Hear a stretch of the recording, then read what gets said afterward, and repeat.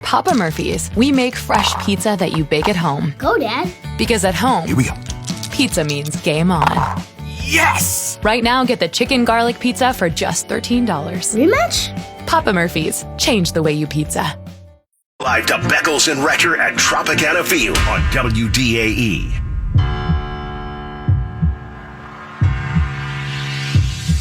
If you're looking for the pulse of Tampa Bay sports, Beckles and Rector is the #1 source. The new guard, raising up the bar. Intelligent sports talk in your own backyard. Ain't no competition, ask the fans why. Beckles and Rector got it by a landslide. Don't fret, microphone check, stand by. Yo, Fox, where they at? Where my two favorite guys? Here they go, here they go, here they go, here they go, here they go, here they go, here they go, here they go, here they go, here they go, here they go, here they go, here they go, here they go. Beckles and Rector. This is Beckles and Rector hanging out here at Tropicana Field for the ALDS in a cubicle, fending for oxygen and air. Good afternoon, sir. How are you? I am wonderful. I'm glad to hear that. I've done this show about 18 years now, and That's it. I think 18 in general. Not our show. Our show's been months, and it's been an unbelievable few months, by the way. And I've been in different locations, and some have been questionable. The most questionable one was probably at a dog track one time. And Was there cigarette smoke everywhere? Yes. Oh, my gosh. And you should have seen, we were there before it opened, and there was a lineup of about 50 people smoking cigarettes. And Ron was looking at the line. He just goes, "I'm leaving." Oh. So, like, Did he stay? He did stay. Oh. That was as irritated as I seen Ron. And we do stuff like this. I always knew that I would be the second most irritated person. I think I'm still the second. I think you're more irritated than me. You're hot, ain't you? I'm wearing a shirt and tie outside in this. Listen, we appreciate the Rays and Rays Radio setting us up here in the Neil Mobile. They've got the AC and the fan, so we appreciate it. I was just, AC-ish. AC-ish. But AC yeah, come see us also- if you're going to come to the game. Right outside of Gate 1 in the Neil Mobile, we got our lovely engineers, Jamie Ferrer and DJ DMZ They fine, in ain't the they? house. Good-looking guys, Yeah, right? man, yeah. The tag teams of the world. Just don't do what you just did right there. But yeah, come check us out. We are right by the Brett Phillips sign. And 2021 postseason relentless. It's kind of ironic. Ian Brett Phillips. A little bit. Not on the roster for the Ironic. ALDS. You have a poster, and the guy on the poster's not. But I guess there's posters of. This so everybody. happens to be that one. Yeah. There's posters of everybody around here. I have a funny feeling. Let's hope. I'm knocking on wood. We're going to see Brett Phillips forces all over. Agreed. You know? Agreed. Just No, I'm not with this you. series, that's all. No, I'm with you. And you think about this, it's, you're going to have, if there's an injury, you can make an adjustment there. Also, the ALCS, you're going to have a new roster. And one thing that we've learned from the Rays is that the Rays construct their roster better than anybody else. And the way that they were able to, listen, no Nick Anderson on this roster either. So it was released earlier today. Those were the two names that people were looking at. We're going to have Whistler on the squad as well. So he's another arm out of the bullpen. But you got to trust the Rays because they just seem to put their guys in the position to win. And that's what good franchises and that's what good coaches do. And we were discussing this during the show yesterday about the Yankees and how they construct their roster. Watch the game. Did you watch the game last night, Dodgers-Cardinals? A little bit. Not all of them. Yeah. Listen, two veterans just giving it all they had, and Max Scherzer and Adam Wainwright. Who hits the walk-off home run? Chris Taylor. So Chris Taylor hits the walk-off, not Mookie Betts, not Bellinger, okay, not a Justin Turner, even though he did hit the home run to tie it up. But it was Chris Taylor who finally got his due as an all-star. But this is a guy that could play short, he could play center, he could play left, he could play anywhere. And sounds like a Ray. That's exactly what I'm saying. We are going more and more towards the teams that construct their rosters in a way where you're not locked into one position. It's not the same. And one thing that we were discussing, I think, last year when Ron was here was, is that a problem? Is that a problem that they don't have a consistent lineup every single game? We saw how many different lineups the Rays had this year. Initially, you're thinking, man, familiarity breeds success. But I think that the way it is now, you just have to have as many all hands on deck. You got to have Johnny Holstaff with all the pitchers ready. And you have to have guys that can play multiple positions. You can't be in a position where we saw the Yankees in the wild card where Andrew Velazquez is playing shortstop. And you lose DJ LeMahieu and it throws your whole team into a tizzy. If the Rays or without a guy, you just slot somebody else in there. They're used to that because they play with so many different lineups this year. And I agree with what you said. And we talk about familiarity breeds success for the most part, but the Rays have been successful with a bunch of different equations that are outside the box really from anybody ever in the history of this game. And if you talk about the playoffs and how the playoffs, you would agree that the playoffs is a little bit different than regular season because you're orchestrating every game is very, very crucial. It seemed to me like the Rays do that 162. Yeah. They do that. They match up, it seems, every single game. You talk about familiarity.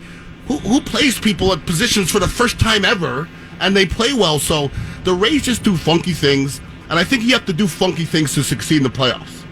Yeah, and when you look at a guy like G-Man Choi, okay, this was a guy that was just strictly a DH when he first came here, and then he turned into a pretty good first baseman. You got Jordan Luplow, who we had on the show, playing first base for this team. Who doesn't? I don't think he played first base at all in his professional career before he came here. So when you look at this Rays club, I think they are ready for the playoffs and ready to go against a team like Boston, who's a little bit more of kind of a one-trick pony. Yeah, and when you talk about these, the Luplos and people playing in funky positions, I would say this: we've had people in kind of weird positions, but at no time did I ever think this year that we weren't playing well defensively at first base because we were maybe didn't have as much recognition at that position. So whatever shortcomings we have, it hasn't shown its head this year. And I'd be shocked if all of a sudden it just rears its ugly head in the playoffs because it really hasn't been present all year long. Yeah, and I don't know if it's a shortcoming or not. It might just be different. Yeah, I mean, I think it's if you have somebody playing first base who's only started 10 times his whole career, is a shortcoming, but it seems like the Rays figure it out. It works for the Rays. And if you have a game, if the Dodgers are playing somebody at first base and they've never played first base before, I think a lot of announcers would be like, that's a big chance to take. I don't know if they could say that with the Rays. They do it all the time. The Rays do things that make baseball people question and shake their heads what they've learned and no what doubt. They know from over the years. And it's almost fun to watch. I think once you get past the shock value, I think you just appreciate it for what it is.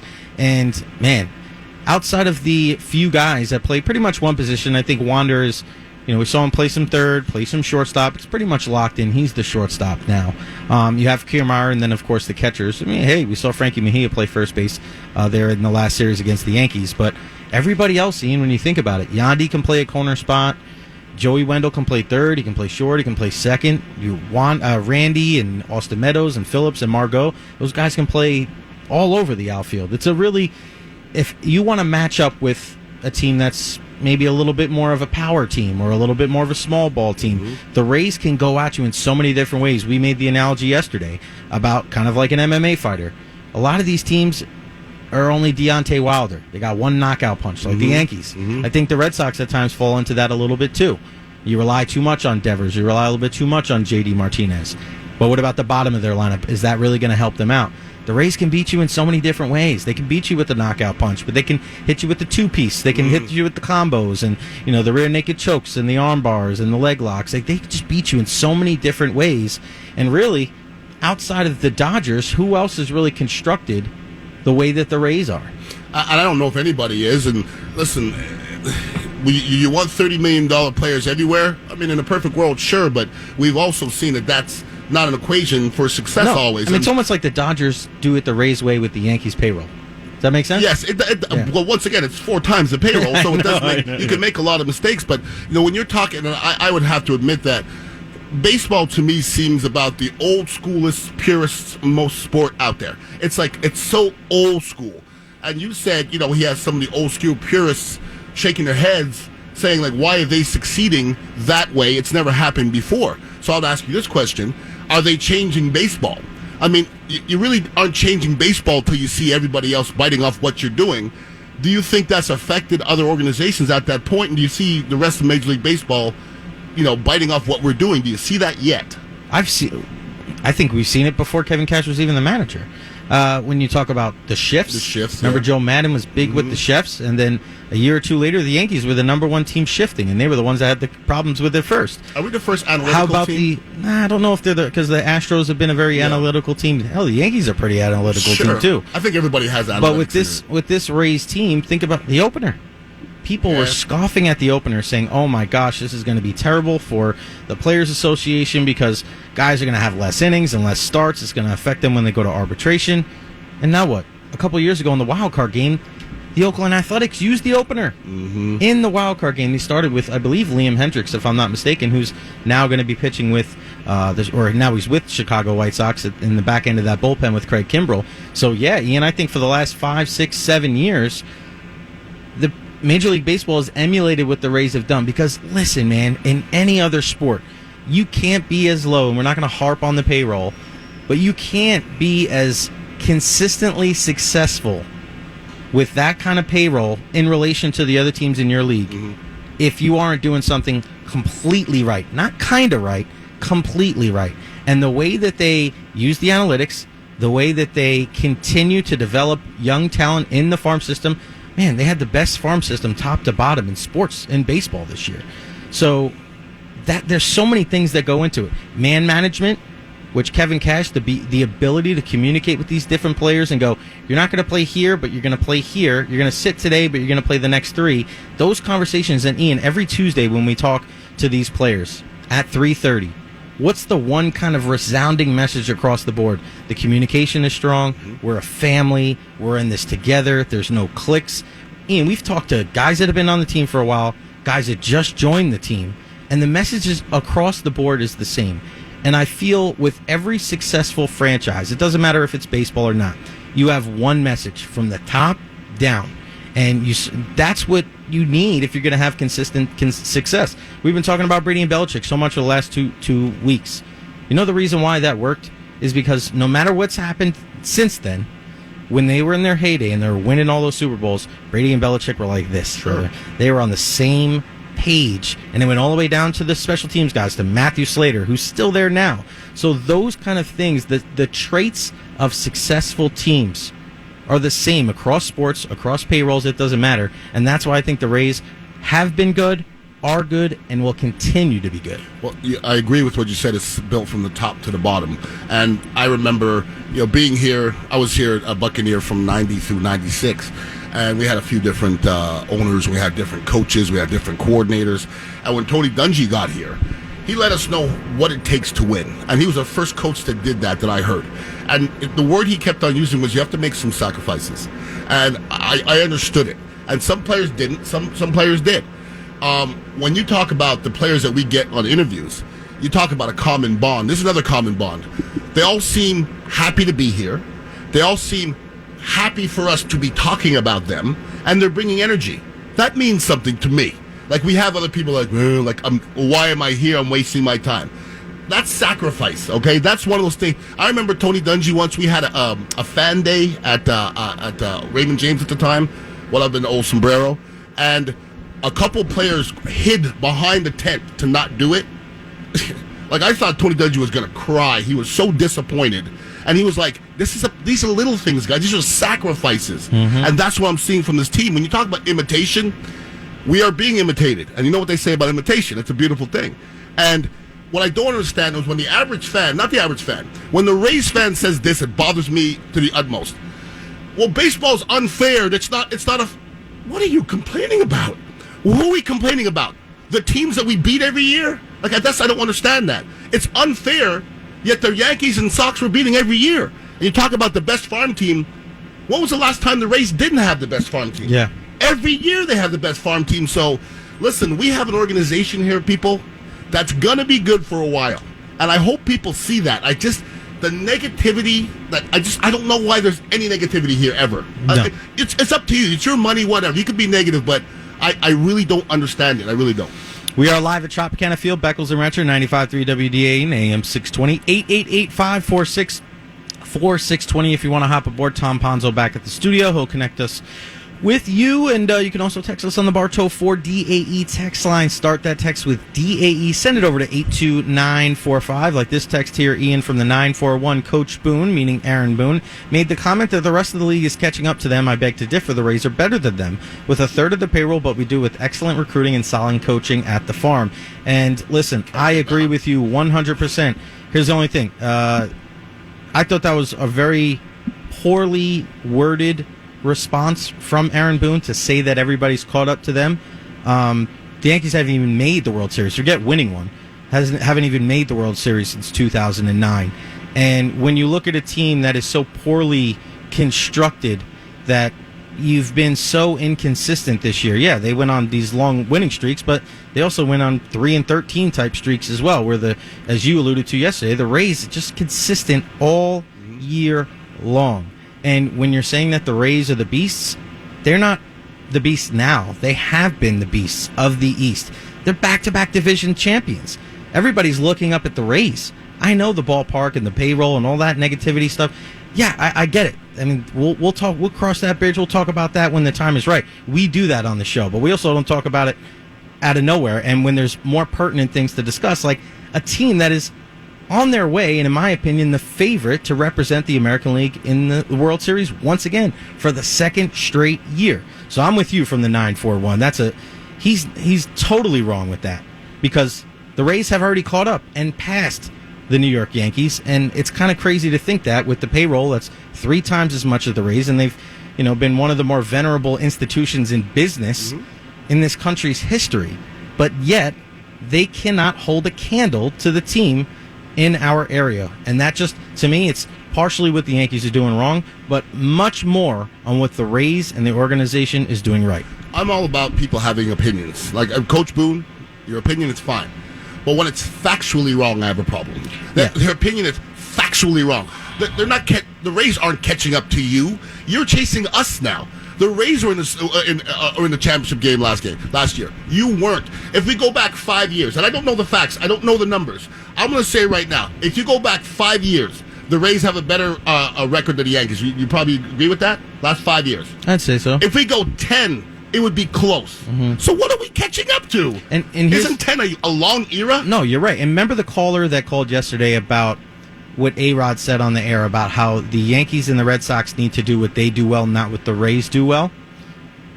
They said that the Rays... That's a weird statement. Well, no, it's right. It's the Yankees can't get too funny and start playing small ball. They can't start with the opener and do a bunch of different things. But they're not built that way. No, I understand that. But the inverse is also true. The Rays haven't caught up to these teams and passed these teams by building the way that the Yankees and the Red Sox build. They've done it their way, and their way has been much more productive than we've seen the Yankees and the Red Sox. And I know that the Sox won the World Series a couple years ago. I get that. But that's a weird dynamic. They're the first to worst to first. I'd rather be the Rays and be consistent every single year in there, going to the playoffs, making deep postseason runs. But it just shows you that they have the mental fortitude, the wherewithal, and just the belief in themselves. We're going to be mocked around the nation. People are not going to understand what we do.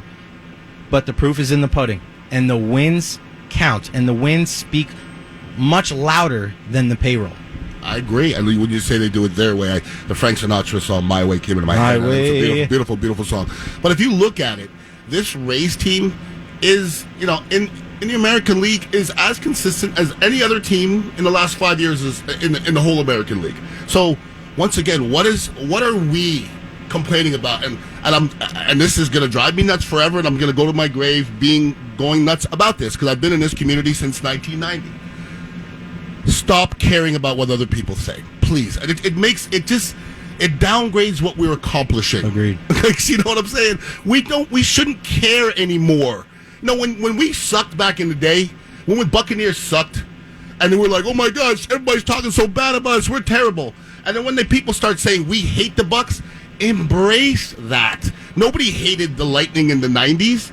Nobody hated the Rays in the 90s. They hate us now. Embrace the hate. That's a shirt. Embrace the hate. I always have. You like the embrace the hate, don't you? I love to embrace hate. About me. I always tell people, you need to hate somebody? Hate this guy. No way. No, for real. You're so nice. For real. You're such a nice guy. Me, dog, for real. But spell my name right when you tag me on Instagram. I mean, your first name is only 3 letters. I think it's okay. Underscore Beckles. Underscore Beckles? Yeah. What happened to just at Ian Beckles? I had it, and then I lost the password a long, long time ago. Oh, There's Lord. probably 2,000 or so. Somebody that hates you probably has it. Probably. That's probably true. We are live at Tropicana Field inside the Neil Mobile right here on 95.3 WDA and AM 620, your home of the Rays. When we return on the other side, we're going to chat with Bally Sports Sun's Rich Hollenberg, our guy. Best hair in the business. Don't go anywhere. It's Beckles and Retcher. But first, you guys have to hook up with solarbear.com to save money. You know, obviously the summer is here, gone, but it's still hot. Got up this morning, it's beautiful out, but you go outside, it's still pretty darn hot. Our AC bills are just high here in the Bay Area. It's time to take control of your energy bill today with state-of-the-art alternative energy solutions. This is the most important part. Essentially, everyone who converts to solar will lower their monthly out-of-pocket expenses. And I hope that's your goal. And the amount you're paying right now each month to your energy provider is going to be more than you'll be paying each month for a new solar system and to your energy company. It's a no-brainer, no money down, and you're doing the right thing for your planet. Reduce your monthly bills now. AM 620.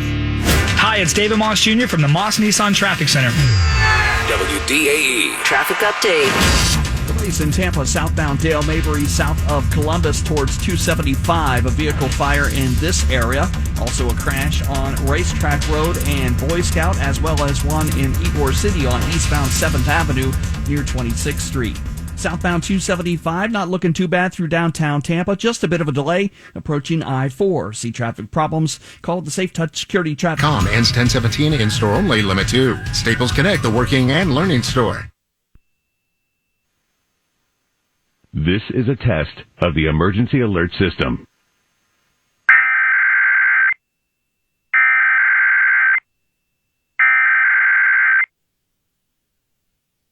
Broadcasting from the Rude Air Conditioning Weather Center, powered by Gulf Coast Air Systems.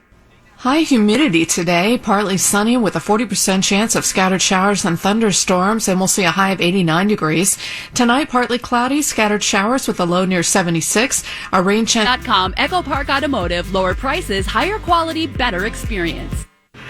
Broadcasting from the Rude Air Conditioning Studios. Save Vasilevsky and he holds on. This is Tampa Bay Sports Radio. 95.3 WDA's game on 95.3 WDAE and AM 620.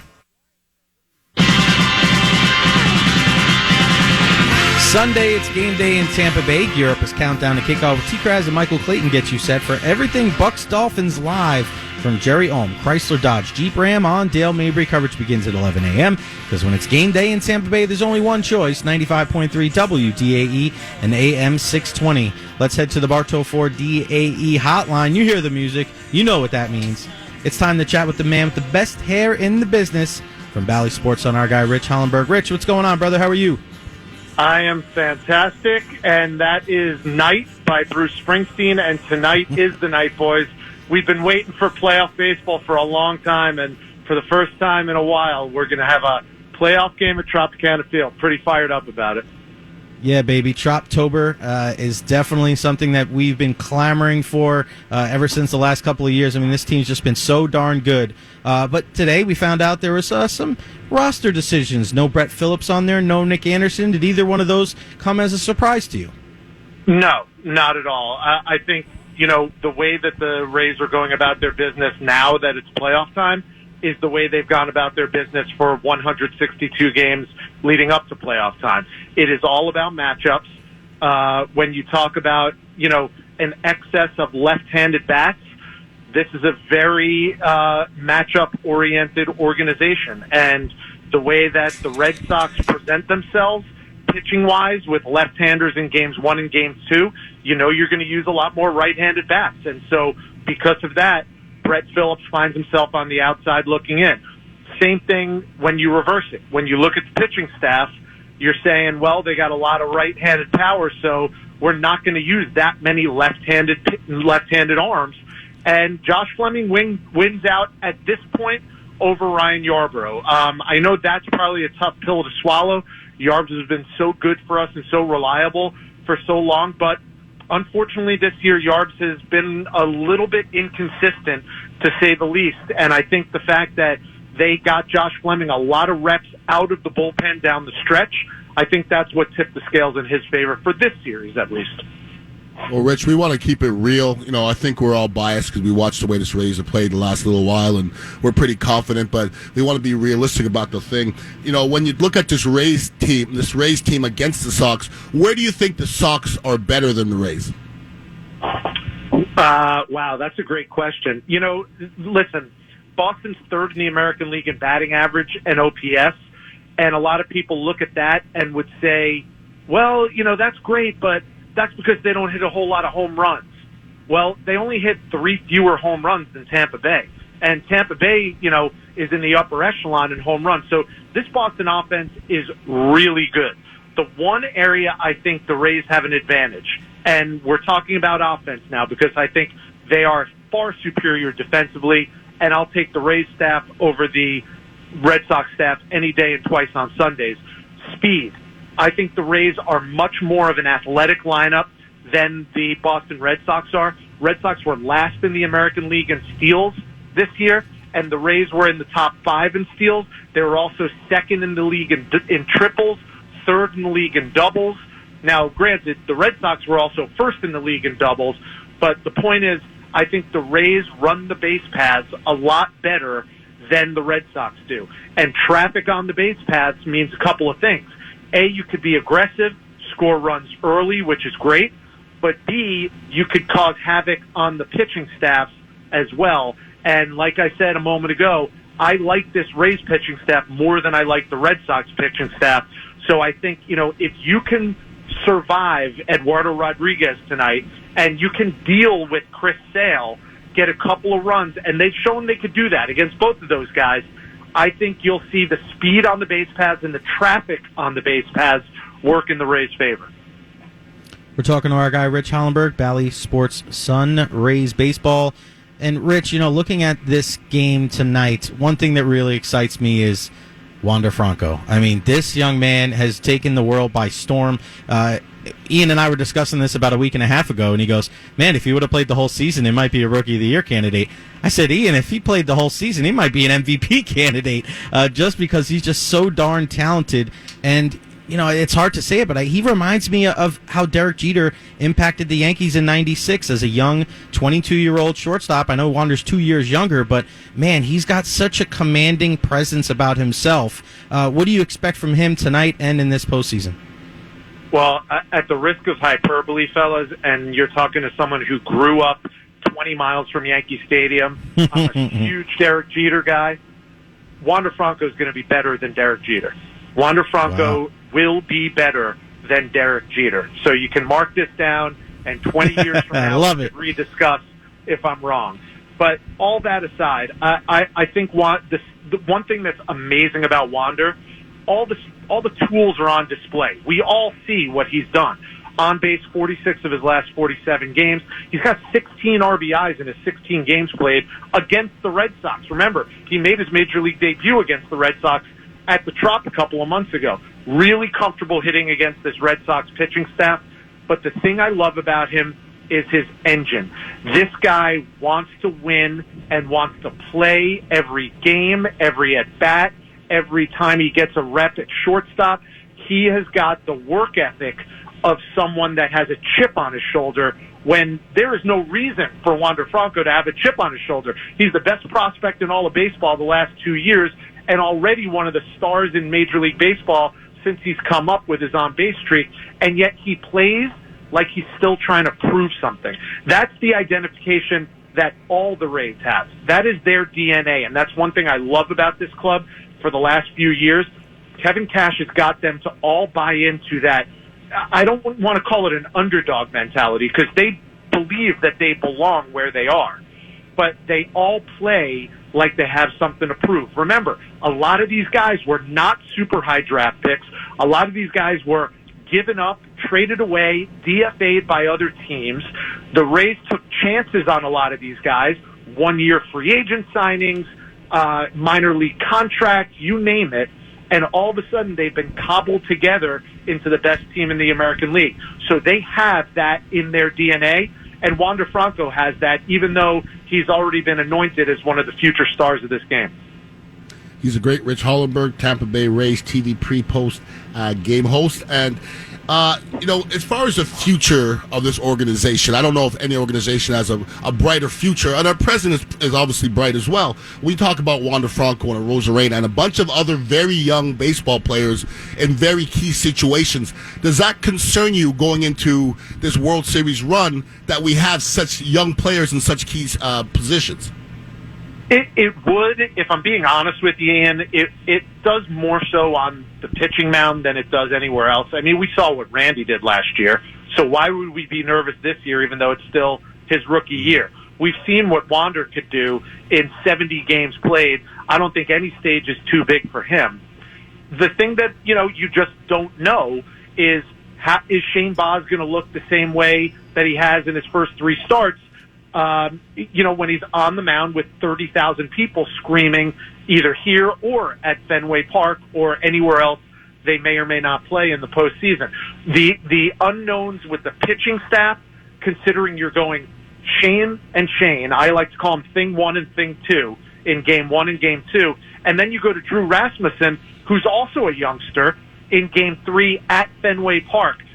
That's much more of an unknown than I think the offense and defensive side of having rookies on this roster. But I think they've all got collectively enough experience that it should tell the tale that talent will win out the day for someone like Shane Baz. I think Shane McClanahan is beyond a rookie at this point. I think he's got a sour taste in his mouth from his postseason appearances last year where he did not perform well. I think now he feels like, going back to what I was saying about the team DNA, I feel like he's got something to prove in the postseason now. So I look forward to seeing Shane not only go out and take the ball tonight for a few innings, but dominate for a few innings against these Red Sox. Yeah, I'm with you, Rich. I can't wait to watch Shane Square do their thing. And Drew Rasmussen, I think he's been one of the better pitchers on the team all year long. Which one hitter are you looking at maybe tonight that maybe, I don't want to say flying under the radar because we talk about all of our guys, but who are you looking to have a big game tonight outside of, a Wander or a Randy? Nelson Cruz. It's got to be Nelly. 41 years old, hit his first postseason home run of his career in Tropicana Field as a Texas Ranger all those years ago. He's got a career OPS over 1,000. This is why the Rays got Wander Franco. To respond to what we've all been talking about this entire conversation, how young this Rays team is, they wanted that veteran presence, not only just on the field, because he's a DH.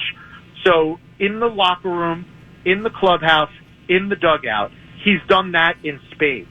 Just look at the numbers. The offensive numbers speak for themselves since they got Nelson Cruz back in July, a week before the trade deadline. But what he's done behind the scenes, chemistry-wise, instructionally, educationally, experientially with these young kids on the Rays team, you cannot put a price tag on that. Now it's time for Nelly to show it on the field, and I think he's going to.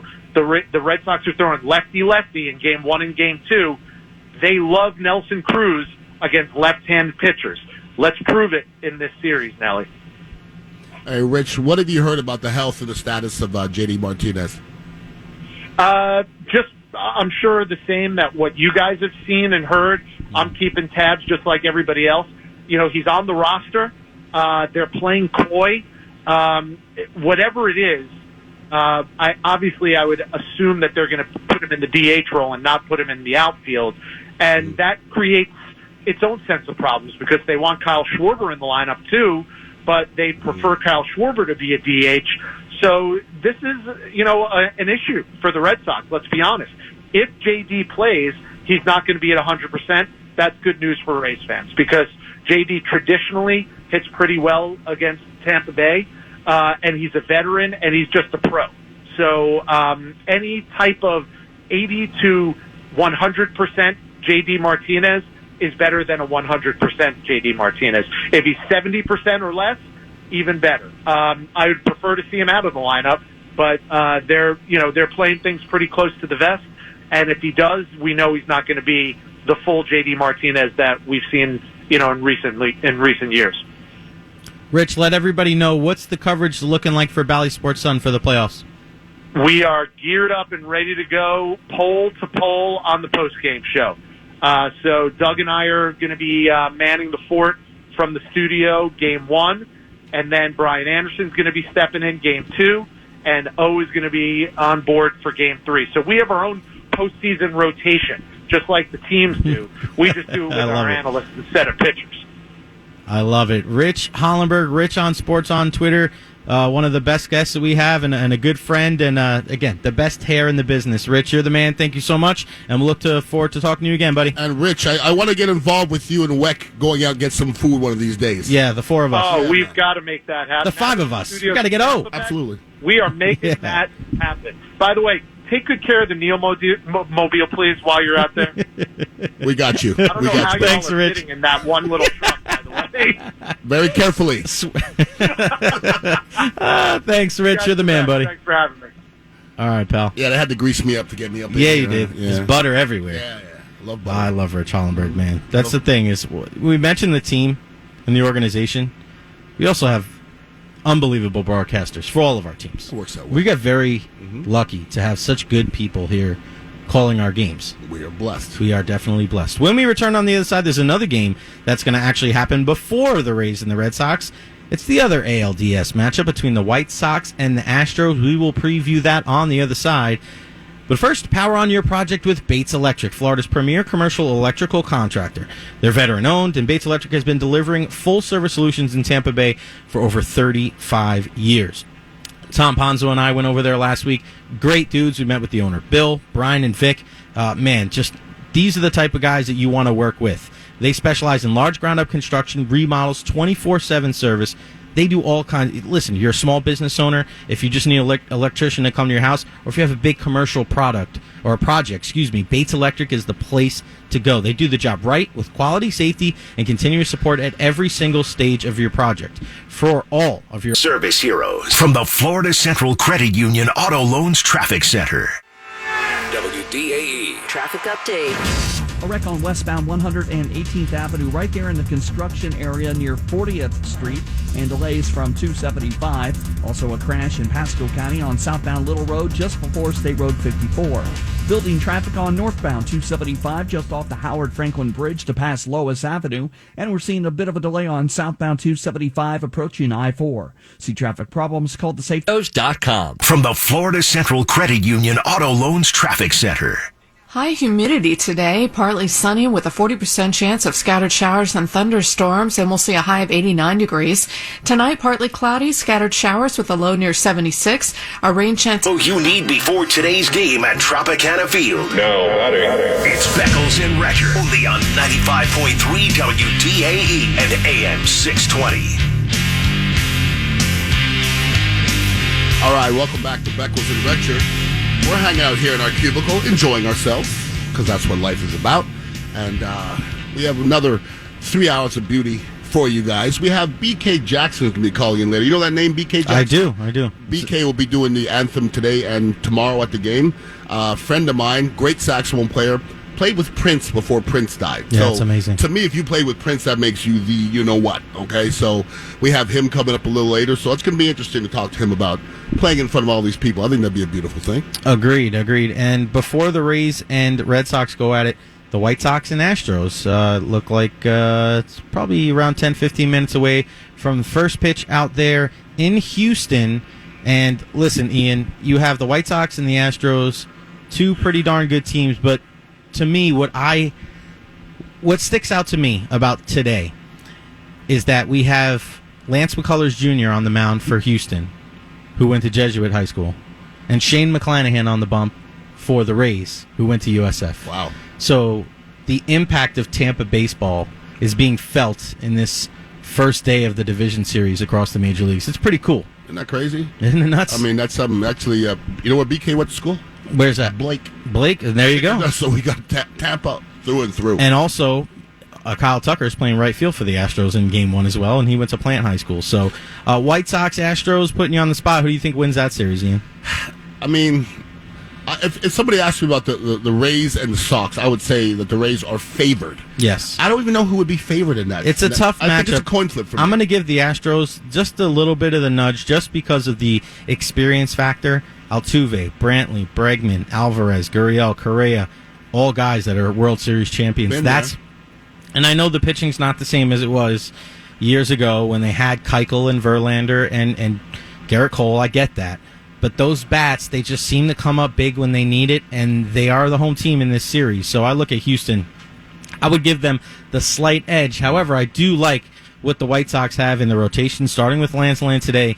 They have a budding superstar in Tim Anderson and one of the best players in baseball in Jose Abreu, the reigning AL MVP. And we mentioned about Giancarlo Stanton for the Yankees about how, what are you doing watching those balls go off the wall? And he's hitting the ball well, but he doesn't run the bases well. Jose Abreu is such a good base runner for a guy that's not the fleetest of foot. And just, with Luis Robert in center and Eloy Jimenez in left, they have a really, really good squad. Let's go to the phones real quick. Gio, if he's still there. Gio, you got 30 seconds. What do you got for us? Yeah, on the way of the game, can't wait. It's going to be awesome tonight. My question for you is, Brandon Lau, he's got to have a big postseason. He was disappointing last year. I look for Brandon Lau to hit a 3-run home run tonight, brothers.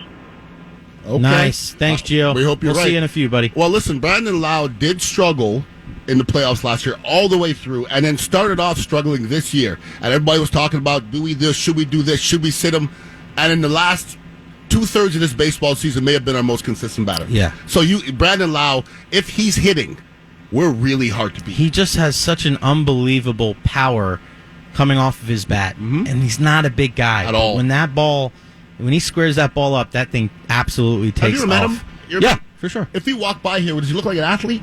Like he doesn't look like a normal person. He's like Joey Wendell when you look at kind of like Joey Wendell's thicker though. No, I know, but when you look at their forearms, he's built strong. You go, wow, okay. it's a big difference. I can see that. That's where you look at, and that's how baseball players are. They don't look like these big muscle heads. You see, they just look like normal. Yandy looks like I don't know what the hell he's looking like. You got it, brother. I ain't mad at him, though. We're going to switch gears a little bit here. We're going to talk some football on the other side. We have Sam Munson from Pro Football Focus joining us. But first, Jane Ian for the Golden Diamond Source. From the moment you walk in, experience the Golden Diamond Source difference. You can allow their certified jewelry experts to guide you through their exceptional and even one-of-a-kind collections. Every single diamond, hand-selected by Steve for rarity, purity, and beauty. Benefit from their expertise of master jewelers and gemologists, and they offer in-house custom-designed jewelry from award-winning jewelry designers. They also have 7 full-time jewelers in-house for all your jewelry needs. So you guys out there that don't know a lot about diamonds, and unfortunately that's most of us, you don't need to know anything about diamonds. When you walk into the Golden Diamond Source, there's a world of knowledge there, and they will point you in the right direction. Their staff is absolutely amazing and have diamonds from every single price range. You just don't have a friend in the jewelry business. You have their entire family. Make sure to Golden Diamond Source Diamond, the Golden Diamond. Vaccines.gov. Paid for by the U.S. Department of Health and Human Services. 620 WDAE St. Petersburg, WBTP 95.7 FM, HD3 Clearwater, W224BE Brandon at 96.7 FM and 95. Rays postseason. Get your tickets at raysbaseball.com/postseason. Broadcasting from the Rude Air Conditioning Studios.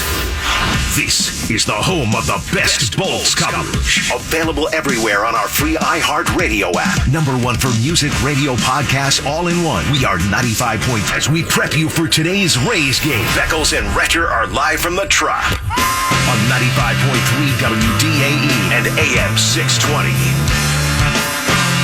Right, welcome back to Beckles and Retcher. We're hanging out here at the Trop. And we're going to flip it a little bit and talk to our guy, Sam Munson from Pro Football Focus. Sam, how you feeling today, brother? How's your world? Hey, Sam. I'm good. How about you guys? Doing well. We're here at the Trop talking a little baseball, but we have to talk about our beloved Buccaneers as well. Going against the Dolphins, who haven't been all that pretty this year. I was never a Tua fan. Other people were talking him up. I just never saw it. Before Tua got hurt, how was he grading out before his injury? Yeah, he wasn't playing particularly well before he went down. If you were expecting or hoping to see a big jump forward in him this season or from this off season, it just wasn't there yet. And I'm not sure it 100% wouldn't be. I'm not sure there isn't still more in the tank. I think he has got some things to like about his game. But yeah, there certainly wasn't a big jump in the off season, and he hadn't begun the season in a way that would make you say he's going to be a different guy this season. Honestly, I'm not sure there is a notable downgrade going to Jacoby Brissett at quarterback. I think they're very different stylistically, but they might not actually be an awful lot of difference in terms of just overall quality between the two. Sam, we just saw the news come down that the Bucs have placed cornerback Carlton Davis on injured reserve, so he's out for at least 3 weeks. With that quad injury, it'll probably be a little bit more. But obviously the big news yesterday was Stephon Gilmore. And early on in the day, it seems that's the new thing for Bucs fans down here. Anytime somebody comes available, do they have cap room? Can we get him? Is there a way? How close do you think he was to possibly going to Tampa Bay Buccaneers? And also, were you surprised that it was Carolina that was the team that eventually traded for him? A little bit surprised by Carolina because it's the kind of move that says that they think they can contend this year, whereas I think everybody else would sort of look at the Panthers and say, they're moving in the right direction and they were definitely a better team so far this season than people thought they were going to be. But next year is probably the year Carolina is expecting to contend. This year is still a kind of building process. But that's the kind of move that says, no, we think we can win now. We think we can be a good contending team, make the playoffs this season, so we're going to get a guy like Stephon Gilmore. And I think the Bucs, the fact that they were mentioned in the conversation, that they were potentially in on it as well, I think part of it is we're seeing the effect of Tom Brady and the fact that you're in this Super Bowl window as long as he's there. And they might not go all in for one single year, but they're going to be a draw for any free agent that's out there, because if Tom Brady picks up the phone and says, hey, you want to come win another championship, there aren't too many players that are going to turn that down. Real talk. We're talking to Sam Munson from Pro Football Focus. Now, Sam, I've always said that when you're evaluating positions, and I will use Tristan Wirfs as an example.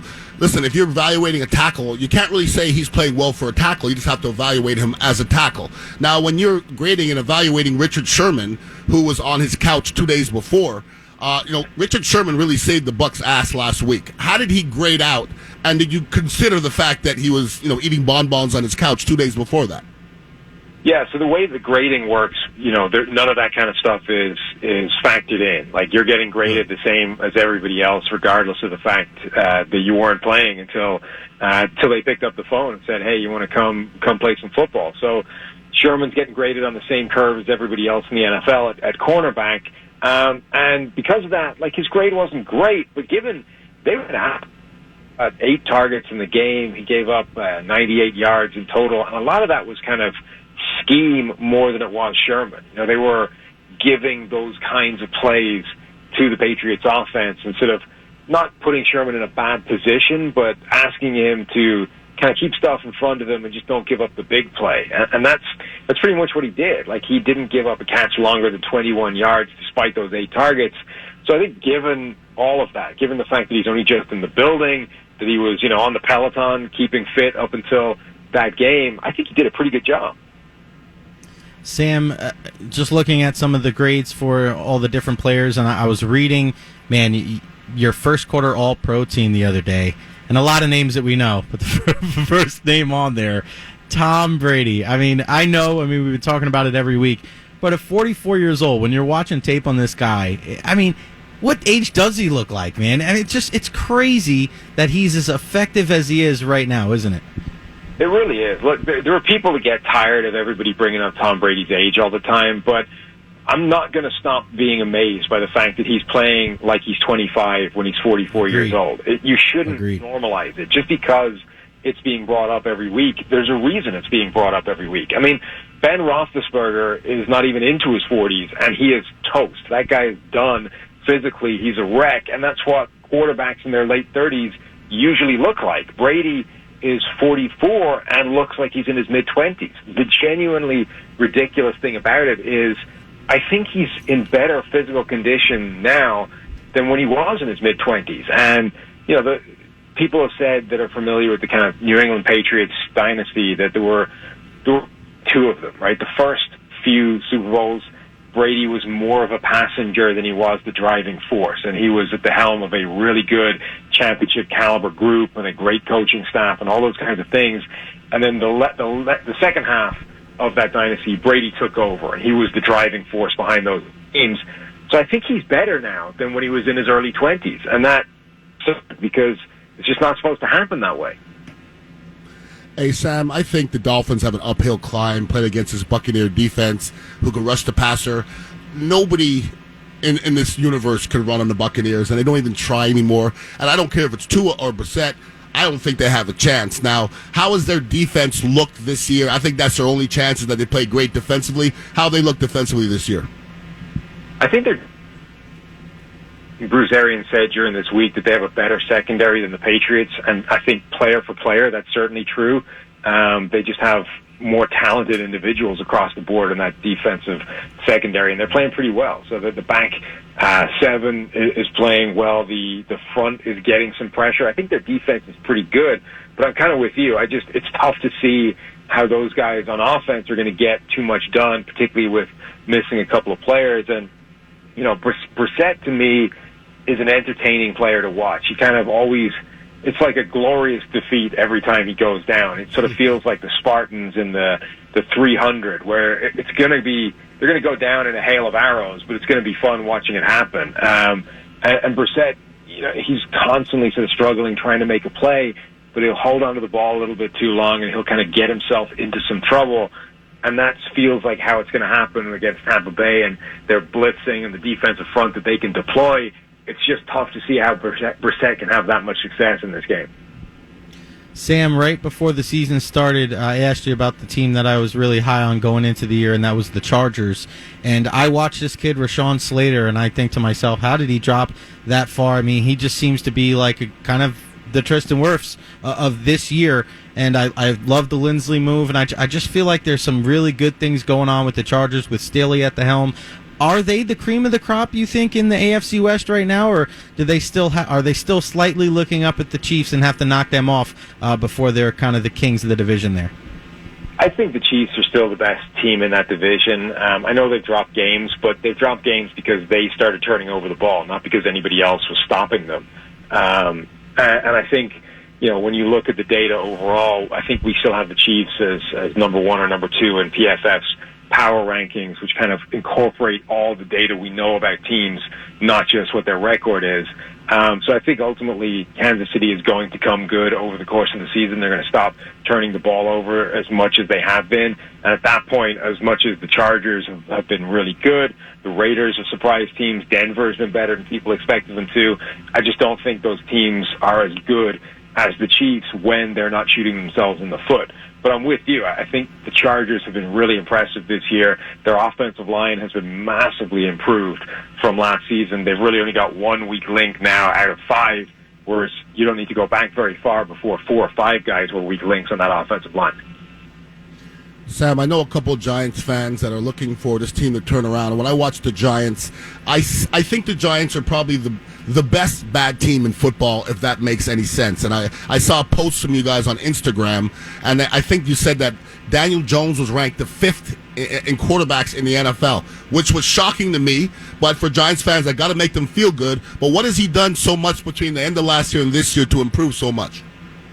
Yeah, he's number 5 overall. He's number 2 in terms of PFF passing grade. So if you eliminate the fumble that he's had, the fact that he's put the ball on the ground and just focus on him passing the ball, he's been really excellent. And that's that's a step forward in every season of his career. I know last year the numbers weren't necessarily credited, but his grade last season was notably better than his rookie year, and it's taken another step forward this season. He's been extremely accurate on sort of intermediate and deep throws. He's actually putting the ball where it should be a lot of the time, and hasn't necessarily reaped the benefits of that yet.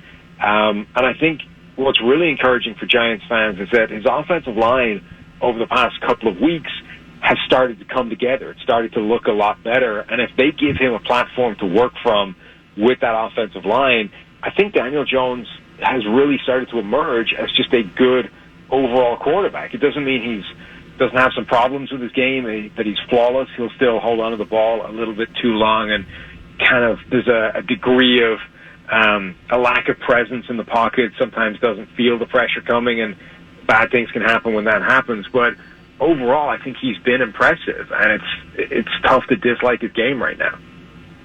He's quicker. He's quicker than a hiccup, too. He's got that deceptive speed. Sam, before we let you go, what one team are you looking at and going, man, our grades are a lot different than what their record is right now, whether it's good or bad?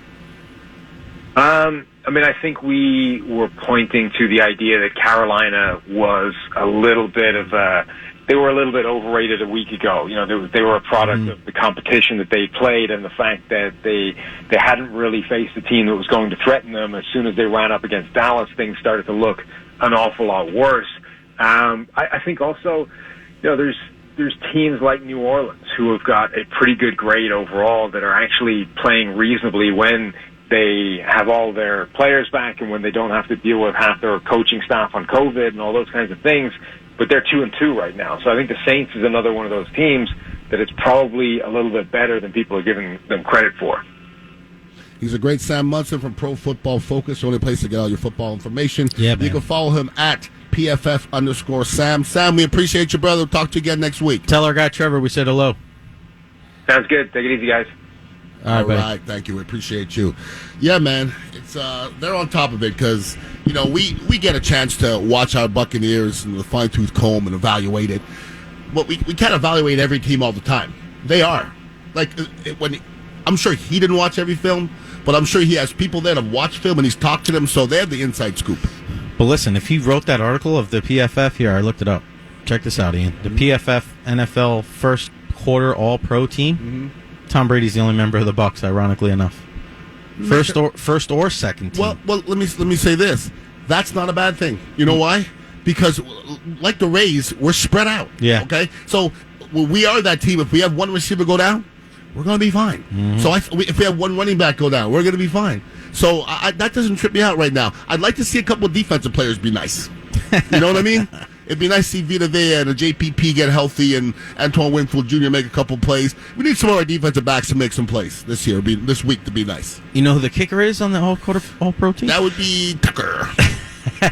Just no-brainer. You kicking 66 yarders to win games? Who else is it going to be? Let me. All right. So quarterback Brady. Who's the running back? What? I mean, let me ask you. You say Brady? Like, is he number one? Yes, he is the number one quarterback. Number one running back. Oh, Henry. Nice, Ian. Wide receiver. Hill. Hill's one. Who's the other? Hopkins. No. Metcalf. No. Devontae Adams. Tight end. Kelsey. Very good. Let me see. Left tackle?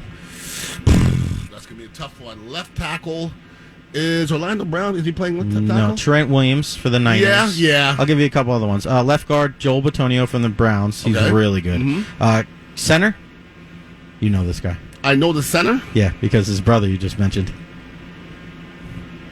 Kelsey.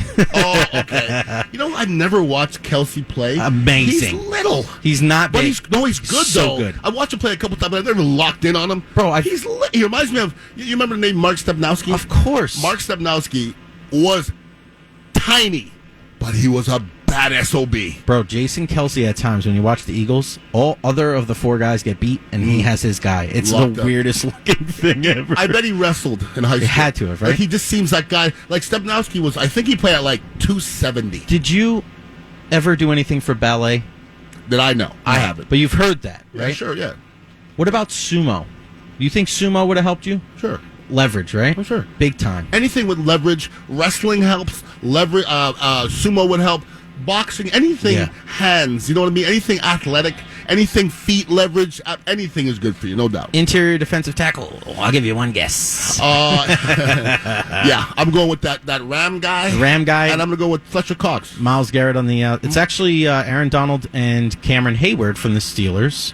Calais Campbell and Jonathan Allen. No, hell no. It's not a bad pick. Outside, you got Max Crosby and Myles Garrett. Okay. With Joey Bosa and Manny Ugba backing them up.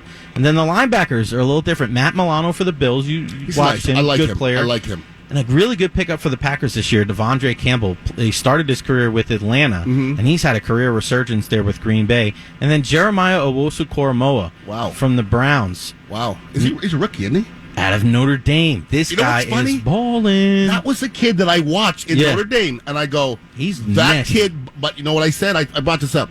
The only knock I don't know if he's going to stay healthy. Yeah. But he plays downhill with really, really bad intention. Love the way he plays. I'm not sure he can stay healthy, though. And then you got the kicker right on the nose, Justin Tucker. Yeah, that's it. No doubt about that. He's incredible, man. Yeah, for a while he's been the best kicker for a while. Listen, he missed a kick early on in that game, and people were tweeting out. They're tripping. Not that he stunk, but they were just like, oh my I God. can't believe that he missed a kick. And then what does he do? He kicks a 66-yarder to win. Isn't that what all great athletes do? Like, for hockey, you'll see a guy, and he'll miss a wide-open net. And then they'll score a hat trick, right? Like it's like Ovechkin who does things like that. How do you miss an open net? Don't worry, there's plenty of game left. Greatness always comes back. And football players, like even if you have a big drop as a wide receiver, you're going to come back and go for 120. The great ones do that. But how many? It doesn't define them. How many teams line up and attempt that kick at all? Well, you know you have he's a weapon. Well, your kicker tells you first of all, and you also watch. Like the kicking coach or the special teams coach sits there and watches in pregame, and they showed him with a tee standing on the 50-yard line making kicks, and somebody commented, well, he's not going to make this during the game. Well, you're right. He's going to make a one 6 yards deeper than that. You're not supposed to kick a ball from the other side of the 50. You're not supposed to. Not. I've never seen it done. So when you have that weapon, boy, I tell you what, that's not far to go to get into field goal range. Not at all. What was cool to see was before the Ravens-Broncos game, he and Brandon McManus at Mile High in the air like that. Well, how far did he kick? Boosting from 66. I think it was 65 when I was watching. I think that's for sure. Easily. Get that. Absolutely. Did you see the crazy thing? I saw it today. I think I saw it on social media. They were showing at the Dodgers game the guy behind home plate. Did you see? They had a most wanted fugitive in the crowd, and they circled him. He's been wanted for 23 years, and they circled him. And they go, "That's him, Uncle Larry." 23 years this guy's been on the run, and he was at the Dodgers game behind home plate. I love this guy. That's Uncle Larry. You know? Yeah, it's my Uncle Larry. The audacity of you to be running around, and people are looking for you, and you'd be present at a Dodgers game, and you're gonna be behind home plate. I love that guy. Was that the guy with the big round head? I don't know what his. They literally circled. Yeah, I think he had a round head. Yes, they circled him, and I go, that's amazing. That first of all, somebody saw that to begin with. Here's what I noticed in that game last night. Did you see Juan Soto at the game?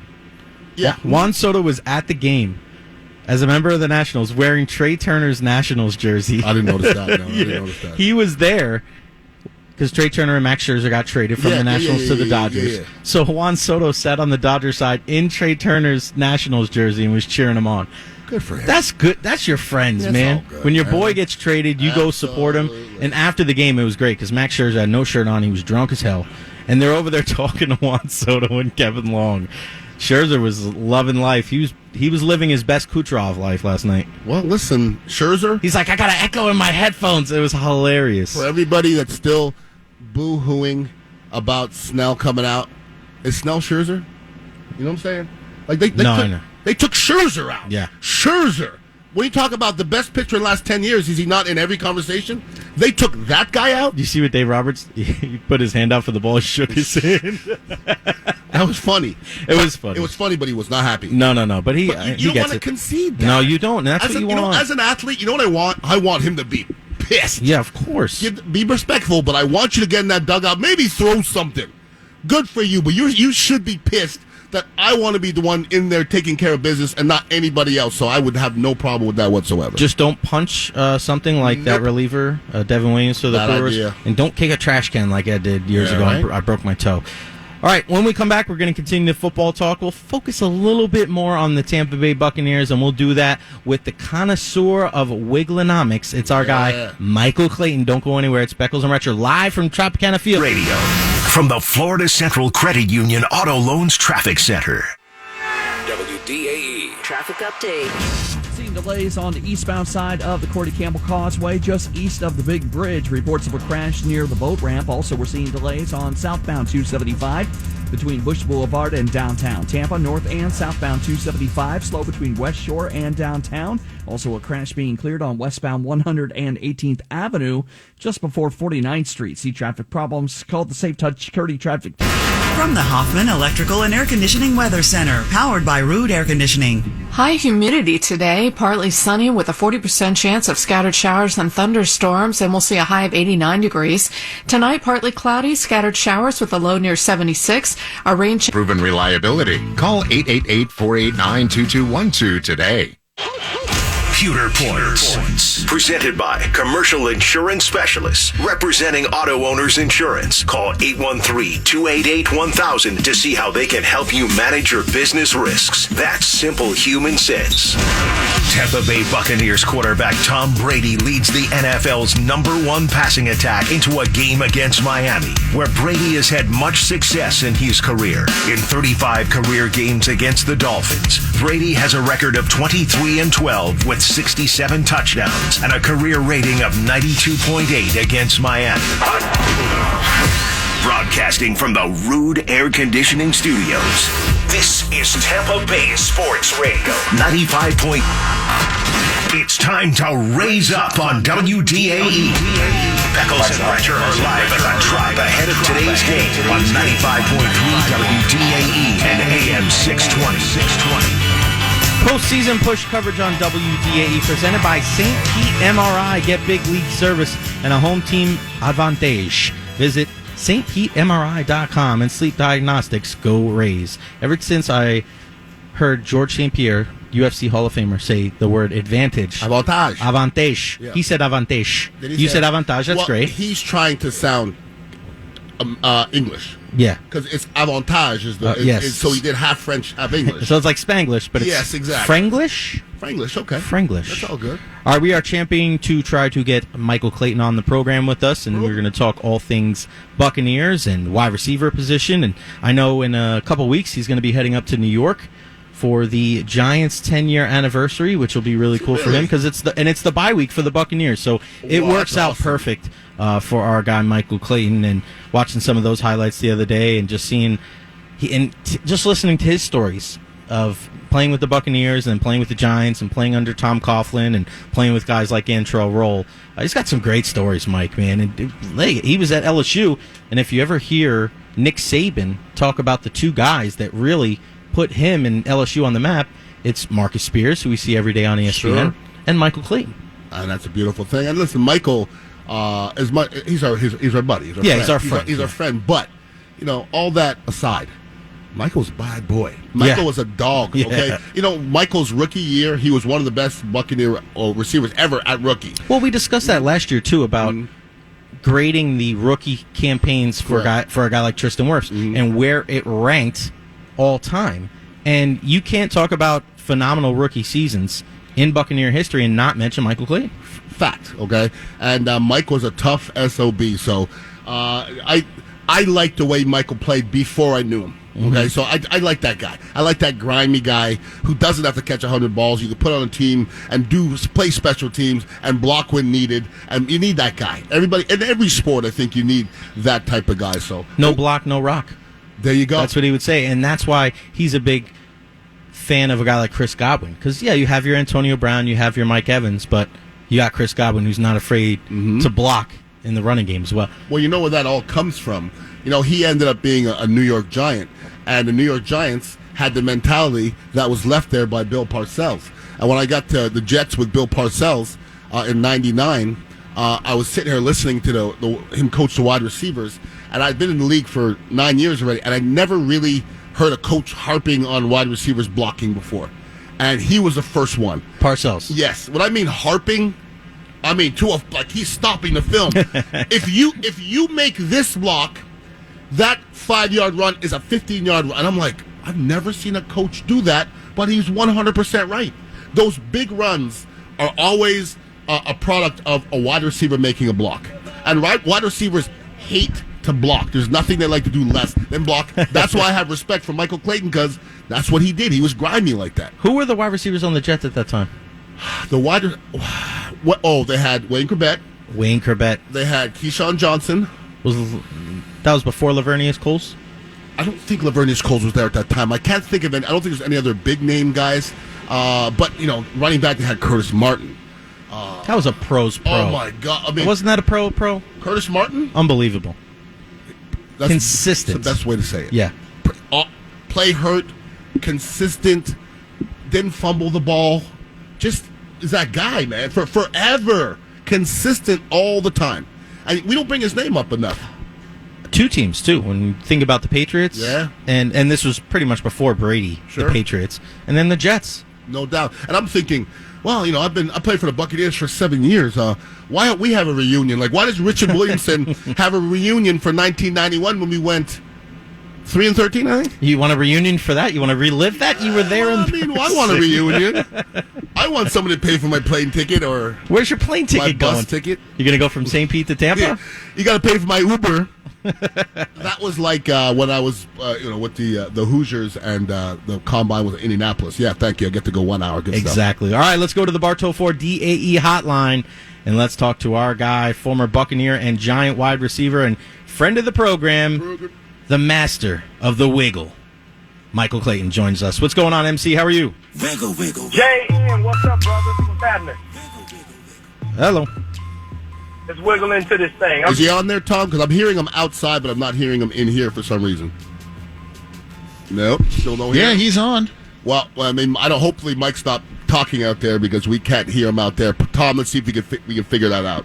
So just I'm here for right now, Jay. Yeah, I can faintly hear I can hear him outside, but I can't hear him in here on my ears. So all right, so I put him up. Let's see. Try to get Mike. You there? Hate to waste. I'm here. I could kind of hear him.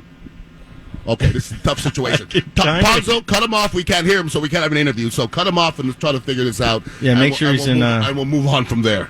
But it's kind of hard to interview somebody if you can't hear what they're saying. He sounds like he's back in New York. Behind 10 pillows. He can faintly. I was hearing him outside. I know. Weird. Modern technology, everybody. Sometimes it's great.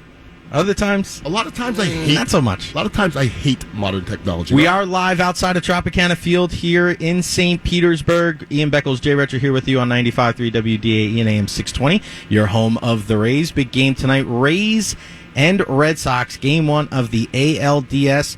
The other ALDS has already kicked off in Houston right now. It's 0-0 in the bottom of the second inning. So 3-1 count to the cleanup hitter, Yordan Alvarez. He has got one of the prettiest swings in all of baseball. You got to check. If you ever get a chance to watch Yordan Alvarez take batting practice, you would be amazed. Beautiful, man. I mean, if I say prettiest swing of all time, what are you thinking? Ken Griffey. It's not even close. That's not debatable? This day. I'm thinking, I think everybody says that. But who would be the second guy? Barry Bonds? I don't know, man. Like Rafael Palmeiro had a really pretty swing, too. Not like Ken. Pre-Viagra. Not like Junior, though. Pre-Viagra. No, I know, but you said who else? I gave you an answer. That's what I'm saying, but I'm thinking, I'm like, God, I think everybody blurts that answer out. I agree with you. Let's try Michael again. MC, you there? I'm here, fellas. We can't hear you. Sorry. Mike, we'll get you again next week, or we'll see you on the weekend. But I can't hear you, and you can't hear him, so it's not going to happen. Michael Clayton on WDA, presented by Jerry Ohm Chrysler Dodge Jeep Ram. Good idea for us to be out here. It's good stuff. Yeah, man. They're bigger, better, faster, number one Ram and Jeep dealer in the country. There's no place like Ohm. Jerry Ohm Chrysler Dodge Jeep Ram, 2 blocks south of Raymond James Stadium on Dale Mabry. But yeah, I mean, pretty swings. Griffey, Palmeiro. Yeah. You know who had a really nice swing? Robinson Cano has a really pretty swing as well. Would you say Vladimir Sr. had a pretty swing? No. Or violent swing? Not pretty. It wasn't pretty, though. You're right. No, not pretty. It wasn't pretty, no. It's actually hideous. But effectively hideous. Yeah. You know? Yeah, no, definitely not. Definitely not Vlad Sr. So what makes a pretty swing? It being long? Short, 2. Short. Long and short? Hold on. Short 2, long through. Short 2, long through. And you know what's also, funny? I didn't know you were going to say that, but that's a saying, obviously, in baseball. Of course. Short, but I never heard it, but it makes total sense. Short 2, long through. The other thing is that you look like you're swinging fast and not hard. You know what you sound like you're talking about? A golf swing. Yeah. Short very 2, similar. Short 2, long through. Don't swing hard. That's a golf swing. Well, that's why when people watch me golf, and I don't golf a lot, and they go, man, you can hit the ball pretty well for somebody who doesn't play a lot. And I don't take it in a negative way. But, of course, everything I have has a slice because I was a guy that hit the ball the right field a lot. But there's a lot of very similar things in a golf swing as a baseball swing. Obviously, the biggest difference is one ball's stationary and another one's moving towards you. So kind of the rotation happens at a little bit of a different time when you're making contact, because you're making contact with a baseball a little bit more out in front of your body, where golf is pretty much in between your body. But if I had to go select an athlete that doesn't play a lot of golf that I think might be able to play, I'd go pick somebody to play baseball, easily, and hockey. Yeah, both those together. Hockey, to me, hockey and golf are conducive. They're almost the same. I think you just figured out why I'm decent at golf. It makes sense. Not good. Those two things make sense. Hand-eye coordination. The swing, easy swing, the patience thing, it makes sense to me. Shout out to my dad who had his first hole-in-one a couple weeks ago. Remember that? That's so sweet. Dad, you're the man. I hope you're listening. Love you. And my man Kevin Skelly just hit me up. Ted Williams. Beautiful swing as well. That's before my... I bet. But I just... It's before your time? Well, it's before my time, but if you... Before mine, too. Yeah, but if you said, describe Ted Williams' swing, I've seen him swing, but it's not enough for him to be consistent. No, just the videos, Just the videos, and that's it. I'm grainy videos at that. You got that right. Okay, when we come back on the other side, we've been giving away Tool tickets all week long. We're going to continue to do so today, and we're going to put the onus on you. You have to earn it. Who is your pick to click tonight, and why? It could be a member of the Rays, member of the Red Sox. Who do you think is going to come up big in the lineup? Not pitchers, hitters. We're going to take 6 callers. Whoever has the best answer, not who's right, because obviously we don't know until after the game. But it's almost like you're a defense attorney or a prosecutor, where this is your guy, or you're a campaign manager, probably a little bit better. There you go. This is the person that you think is going to have a big game tonight. Who is that going to be, and why? 888-546-4620. We'll do that on the other side. Get on the phone lines now. It's Beckles and Retro live from Tropicana Field on 95.3 WDAE and AM 620. The inactives are out. Let's look at today's updated injury report. Presented by Bates Electric, Tampa's #1 electrical contractor. All right, it's time for the daily injury report, and let's get into what we see from the Buccaneers. Of course, unfortunately, we heard the news that Carlton Davis is now on IR. He's out for at least 3 weeks. Limited participants in practice for the Buccaneers today: Giovanni Bernard, Jamel Dean, and Jason Pierre-Paul. Good to see full participants: Antonio Brown and Chris Godwin. Who didn't practice? Well, of course, Carlton Davis, Rob Gronkowski, Patrick O'Connor, and Antoine Winfield. For the Dolphins, limited participation for Xavier Howard, Byron Jones, Devontae Parker, and full participants Greg Manx, the center, and Adam Shaheen, the tight end. That is the injury report, brought to you by my friends over at Bates Electric. Man, for all of your electrical needs. Hi, it's David Moss Jr. from the Moss Nissan Traffic Center. WDAE traffic update. Slow traffic on eastbound I-4 from 301 out towards Branch Forbes Road, and on northbound 75 just north of State Road 60. Heavy traffic too on northbound 275 from before downtown Tampa to past Hillsborough Avenue, and building traffic on southbound 275 in St. Petersburg towards Tropicana Field. Rays and Red Sox tonight at 8. Expect congestion and pedestrians near Tropicana Field. See traffic problems, call the Safe Touch Security Traffic Tip Line 866-545-95. ReeseWindows.com. From the Florida Central Credit Union Auto Loans Traffic Center. High humidity today, partly sunny with a 40% chance of scattered showers and thunderstorms, and we'll see a high of 89 degrees. Tonight, partly cloudy, scattered showers with a low near 76. A range Info you need before today's game at Tropicana Field. It's Beckles and Retcher, only on 95.3 WDAE and AM 620. Sunday, it's game day in Tampa Bay. Gear up as countdown to kickoff with T-Kraz and Michael Clayton gets you set for everything Bucks versus Dolphins, live from Jerry Ulm Chrysler Dodge Jeep Ram on Dale Mabry. Coverage begins at 11 a.m.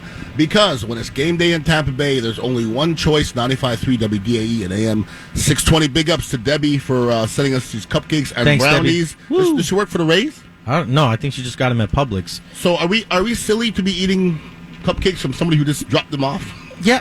Okay, but they're delicious. Yeah. Well, if that's cyanide, thank you, Debbie. Delicious cyanide. And enjoy me while I'm still here. We're good. Debbie's good people. Yeah, as Jay is nodding off. Hey, sweetie, how you doing? All right, so we have to shout out here on the text line, Fred McGriff, sweet swing. And shout out to Tim Dealman on Twitter, Will Clark, yes. Will the Thrill. Yes. I wouldn't say Gareth Sheffield had a sweet swing. It was violent. But it was violent. It was very, very, very I loved violent. it. And his son? Violent. You should know his son's got the same exact swing as well. Nasty. All right, we're giving away these Tool tickets, and we want to hear from you. Who is your pick to click tonight? Let's go right to the phone lines, and we're going to start with Frank in Valrico. Frank, who is your pick to click for tonight's game and why? Hey, what's up, guys? Thanks. I'm definitely going with last postseason. Let's put season behind him. He did that. What he had to swing. Don't do the very. The 100 RB. He'll get.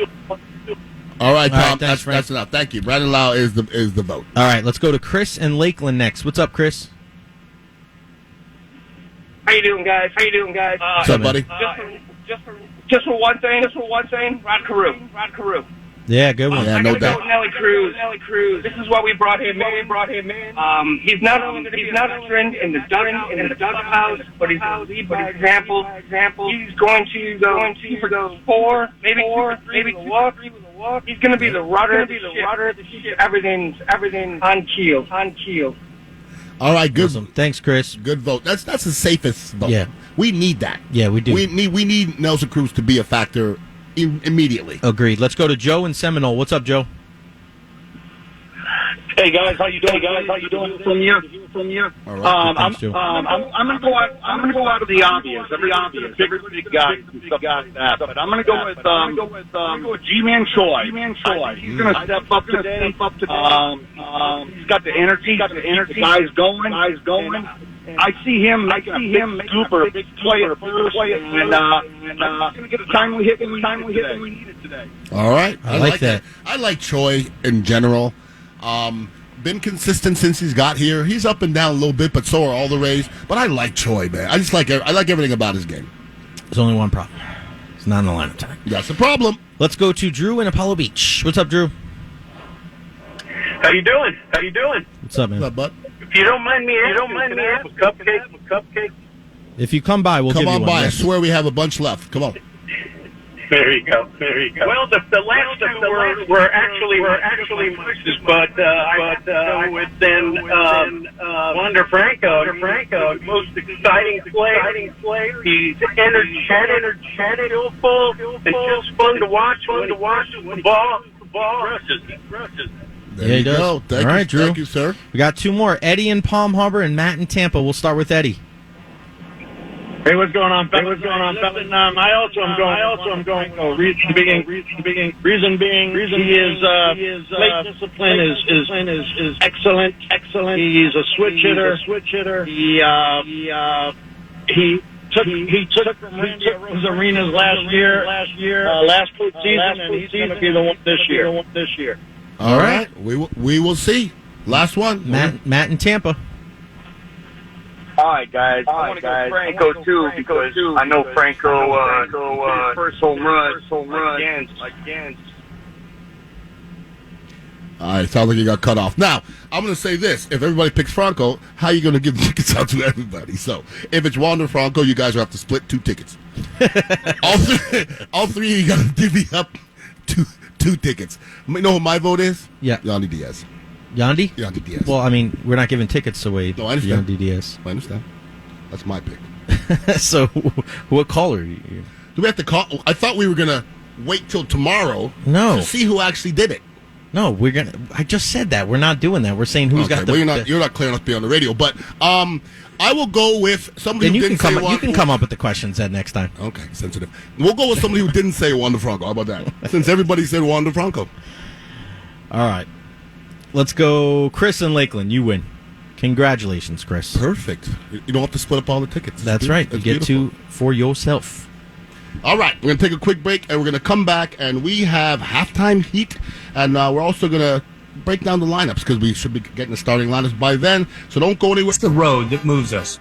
Goodyear, more driven. 620 WDAE St. Petersburg, WBTP 95.7 FM, HD3 Clearwater, W224BE Brandon at 96.7 FM, and 9747, or visit us at AskSteveHolland.com. Don't mind me, just sneaking out to go to Kohl's. The home deals right now, they're too good to pass up. Like up to 40% off Cuddle Bed's bedding, up to 50% off the cutest fall decor, and up to 25% off Ninja kitchen appliances. How can I resist? You can even get 15% off or 15, 20, or 30% off with a Kohl's card. So yeah, I'm going all in for fall, and I can't even wait. With Chattanooga Whiskey, you'll tailgate like champs. Drink Chattanooga Whiskey, enjoy responsibly.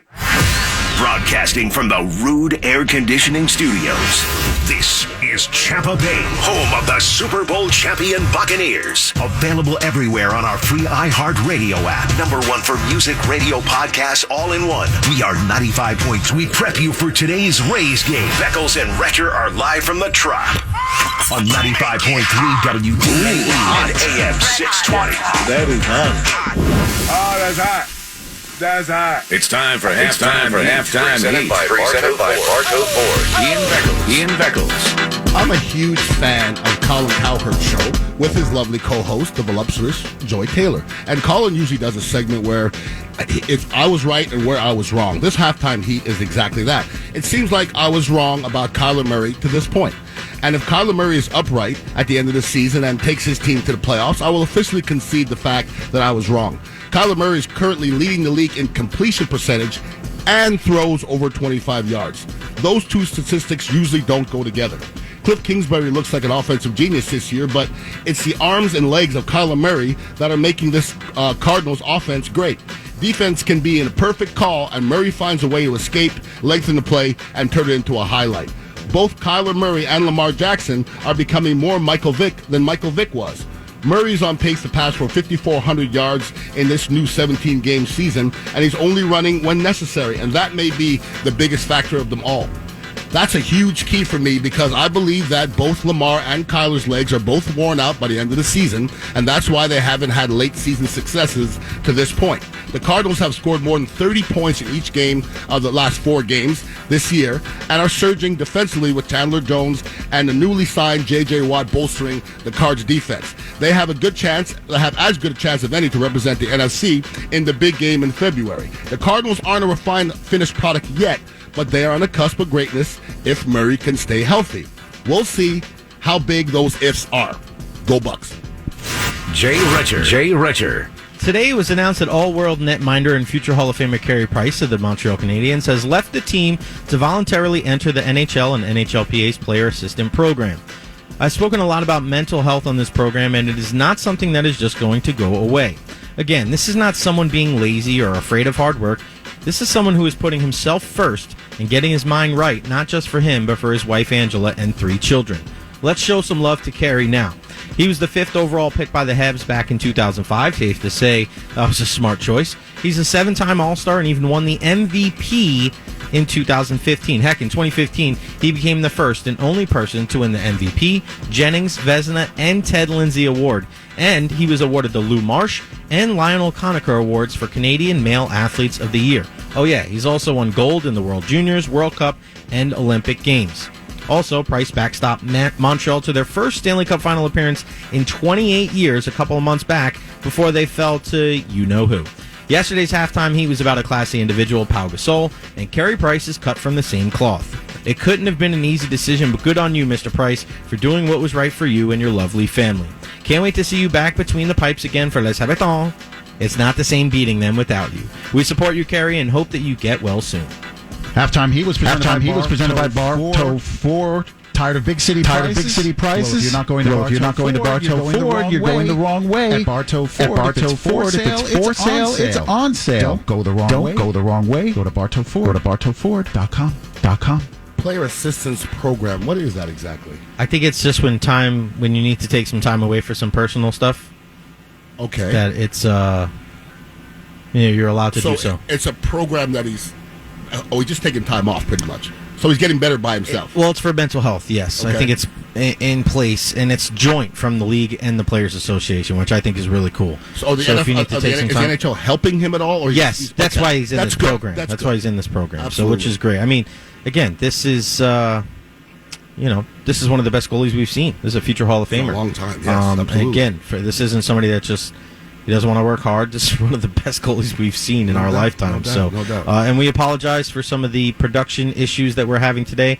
That's what happens sometimes when you're on location and those phone calls. I know we're a little tingy and echo. We got a bunch of texts about them. So hopefully the higher ups are listening. Thank you for, probably not. But thank you for the text from the 813-941 and 727. We do appreciate that. And we are doing our best to rectify that as we speak. Let's take a look at the starting lineups for tonight's game for the Boston Red Sox and your Tampa Bay Rays. And we'll start with Boston. And one name is missing, even though he's on the team and he's on the roster, and that's J.D. Martinez. He's not going to be in the lineup tonight, but of course we always have to keep an eye out for him coming off the bench, Ian, in a pinch hit capacity. Starting in center field and batting leadoff, Enrique Kike Hernandez. Kyle Schwarber will be the designated hitter. He's going to bat second. Xander Bogaerts, who had a big 2-run home run against Garrett Cole in the wild card game, he is going to bat third. He'll be your shortstop. Rafael Devers, he will play third and bat cleanup. Hunter Renfroe, a lot of people brought him up yesterday, Ian, about Rays have to keep an eye out for him, the former Tampa Bay outfielder. He will play right field. Alex Verdugo, he'll play left and bat sixth. Bobby Dalbec, the youngster, will bat seventh and play first base. Some really good information from Matt Vasgersian in the wildcard game about how much better this young man got when Kyle Schwarber was acquired from the Cubs. Going into the season, a lot of people had him on the short list of being Rookie of the Year, and he started out so slow. But, man, that second half, he was like a ball of fire. That is a dangerous hitter in the seventh slot for the Bo Sox. Christian Vasquez will do the catching and bat eighth, and then Christian Arroyo from Hernando High School right here in Florida will play second base and bat ninth. Anything jump out to you about that lineup, Ian? Yes. Actually, the Rays, if you really think about it, are catching a break with J.D. Martinez. Agreed. That's a really good... that's 100 RBIs, people. That's a professional hitter. That's our best hitter. Okay, so that's us losing our best hitter. And if he's not in the lineup today, that tells you one thing: he's not healthy. And even at the end of this series, however it ends up, he's still not going to be healthy because I believe it's a high ankle sprain. A high ankle sprain can last all the way through the playoffs. So they're going to be shorthanded without him, as we were talking about earlier. And the second thing with Hunter Renfroe. We like Hunter Renfroe. He was balling when he was here. I don't know what his numbers were against everybody else, but for God's sakes, don't pitch this guy. Every time I replayed them, I was like, he's the only guy making any noise. Did he ball against everybody or just us, it seemed like? He had a hell of a year. I'm going to look it up right now for you. He had a nice... Every time I watched him, it seemed like he's balling. So stay away from Hunter Renfroe, please. And defensively, and that's... We always discuss the pitching and the hitting because that's the easiest part, but... It's more than that. It's the base running. We saw that in the Yankee and Red Sox wildcard game. It's going to come down to the defense. We didn't really see that too much in the AL wildcard game, but even last night in the game where Adam Wainwright was in trouble and he was able to induce a double play from Trey Turner, one of the fastest people in the game. So at times that defense, it'll rear its head positively when you get a double play when the other team is threatening to score. And also negatively when a team makes a bad throw or they don't feel the ground ball or there's miscommunication. So keep an eye on the defense in this series because a lot of people think that the Rays have the advantage. But I don't know. I look at this Boston team, and especially in center field, Kike Hernandez, he can play second, he can play center field. He's a pretty darn good fielder. And Hunter Renfroe, we know from his time here, is no slouch in the outfield, and he's got one hell of an arm. Now, in the past, we wouldn't really even ask this question of who gets the nod defensively. I think, I still think the Rays are a very good defensive team. I don't think they are what they've been in the past because I just think they focus more on their bats than the defense. They're still a good defensive team. But who would you give the nod to between the Sox and the Rays defensively? It would still be the Rays to me. I would think so, yes. Even with Brett Phillips not being in the lineup or on the roster, I think when you have guys like, and we're going to get to the Rays lineup here momentarily, when you can run an outfield out there with Manny Margot and Kevin Kiermaier. I mean, that's huge. And then Randy Arozarena, he's a pretty good fielder. I think he's gotten better as the year has gone on, but hopefully, not at all. Mm-hmm. But I think as you go forward, let's say Phillips comes back in if they are able to move on, that ninth inning defensive outfield is going to be really good. And we've seen Brandon Lowson make some unbelievable plays at second base. You know how steady and sure-handed Joey Wendell is when he's in the lineup, and Yandy seems to have gotten better at third base as well. I think the Rays are a little bit better defensively, but I think it's pretty close. I'm curious to see if J.D. Martinez is healthy enough to pinch hit. I think he will be. Later in the game. I think so, because if he wasn't, then I don't believe he'd be on the roster. Yeah, that makes sense. That's but a key roster spot. No, sure. Okay, we play Thursday, Friday, and then next. Or they play the weekend at all? Thursday, Friday, Sunday. On Sunday, okay. Well, once again, if it's a high ankle sprain, you would hope that it's much better on Sunday. So even if he doesn't play Thursday and Friday, if he's going to be better on Sunday, it would still put him on the roster. I think he's that good. Mm-hmm. So let's jump on him early, man, while they're not full strength. Yeah, and the thing, too, is when you look, and thank you so much for Matt Vasgersian did get one thing wrong, saying that Schwarber came from the Nationals, not the Cubs. Yes, he was great for the Nationals in that nice streak that he had in 1 month. I think he had 12, 13 bombs. It was incredible. But, yeah, of course, a lot of people remember him from his days with the Cubs when he won the World Series with them. I would have thought he came from the Cubs myself, but then again, I'm not doing the broadcast. Yeah, the Nationals, man. They had Schwarber, Jesus, Scherzer, Trey Turner, all gone. Yeah, but they 3-0 Astros. They got a trophy. Yeah, there you go. 3-0 Astros in the bottom of the third inning. Mr. Beckles. Jake Myers with his first postseason hit. He has the RBI single. Alex Bregman pushes a run across on a fielder's choice. And then Yordan Alvarez, we talked about sweet swings, a double to score Bregman. 3-0 Houston in the bottom of the third inning. Yuli Gurriel at the plate with Lance Lynn, the big right-hander for the White Sox, on the mound. Do we still hate the Astros because they're cheaters? 100%. Okay, just checking. 100%. I'm just checking. I knew my answer, but still hate you. All right, let's get to the Rays lineup for tonight, and we see this a lot of times when they're facing left-handed pitchers. Randy Rosarena is going to be batting leadoff tonight. He'll be in left field. Wander Franco, the shortstop, will bat second, followed by Brandon Lau. He bats third. He'll play second base. Nelly Cruz, and there's a bunch of people that have picked him as the pick to click, and this is part of the reason why you went out and got him. He's a designated hitter. Yandy Diaz will man the hot corner and bat fifth. Jordan Luplow bats sixth. He will play first base. Manny Margot in right field, batting seventh. Mike Zunino bats eighth. He'll do the catching. And then Kevin Kiermaier in center field. He will bat ninth. Now, listen, we've been talking about this Rays team for a while now, this whole season. When you read that lineup, it's glaring how much better that lineup is than last year offensively. Mm-hmm. Glaring. If you say, where's the weak part of that lineup, I would say towards the back end of it, but then I would say this. We're stronger than everybody else towards the back end. Yeah, you got Kevin Kiermaier, and I mean, we are strong towards we're strong towards the back end. I'm not scared of nobody offensively. If we pitch, I don't think anybody can beat us. Yeah, Manny Margot in right field. I've always been a big fan of his. I just love his level swing, and I mentioned that with Margot and Yandy and Joey Wendell, those three guys specifically, they have those slump-proof swings because they're just level through the zone. And you want to talk about short two, long through, those are three guys right there. And Mike Zunino, and he was balling out, and he is due. And I'm surprised nobody said Zunino as their pick to click, because to me, tonight with a left-handed pitcher on the mound, this just screams Mike Zunino 3-run home run, or Mike Zunino big fly where he just hits the ball and people go, holy smoke. He tattooed that one. There's one name missing from this lineup, and I don't know if many other teams would go this route. No Austin Meadows in the starting lineup tonight. Does that surprise you at all?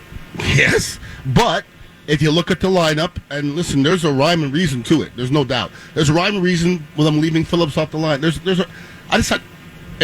I sit and listen to them explain it, I'm going to be okay with it. That's me, because I know what they're doing. I've watched them, what they're doing throughout this year. So Meadows out of the lineup, if you would have said, is Meadows going to be in the lineup, I'd probably say yes. But whatever explanation they have for him not being in there, and to have that lineup, I'm A-okay with it. No Wendell, no Choi, no Meadows. But we have those guys on the bench. That should tell a lot about our depth. My goodness. I know. Seriously. And that's why, and I guarantee you we'll see Joey Wendell at some point in this game tonight. Joey Wendell is going to be a factor eventually. Yeah. I think he always is. Choi, too. Mm-hmm. Choi's, I like Choi. I liked him since the beginning. And it takes a lot. I mean, listen, Jordan Luplow is going to be playing first base tonight. And that is one thing we definitely have to keep an eye on, because when you don't have the experience of playing, let's just say, a full season there, bunt plays, cutoffs, pickoffs, those are the things that you have to really be just aware of, because as we've alluded to and what we've mentioned throughout the playoffs, it comes down to what? The little things. And you can't make those little mental mistakes, because those things will really come back to haunt you, because you're playing the best teams that are left in the game. So it comes down to one hit, one run, one pitch, one play.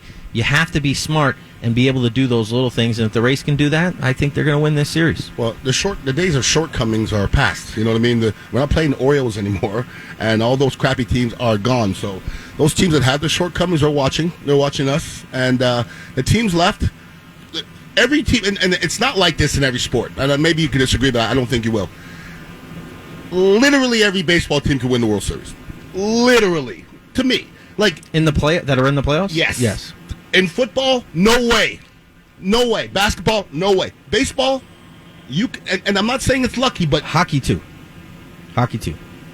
The Kings won the Stanley Cup as the 8th seed years ago. Okay, but not as much as baseball. I think in hockey... No, man. And listen, we could discuss The Canadians made it to the Stanley Cup finally. They were terrible. They were not good. But it's like baseball, I think... There's ability for one person to win by a great bat, a great goalie.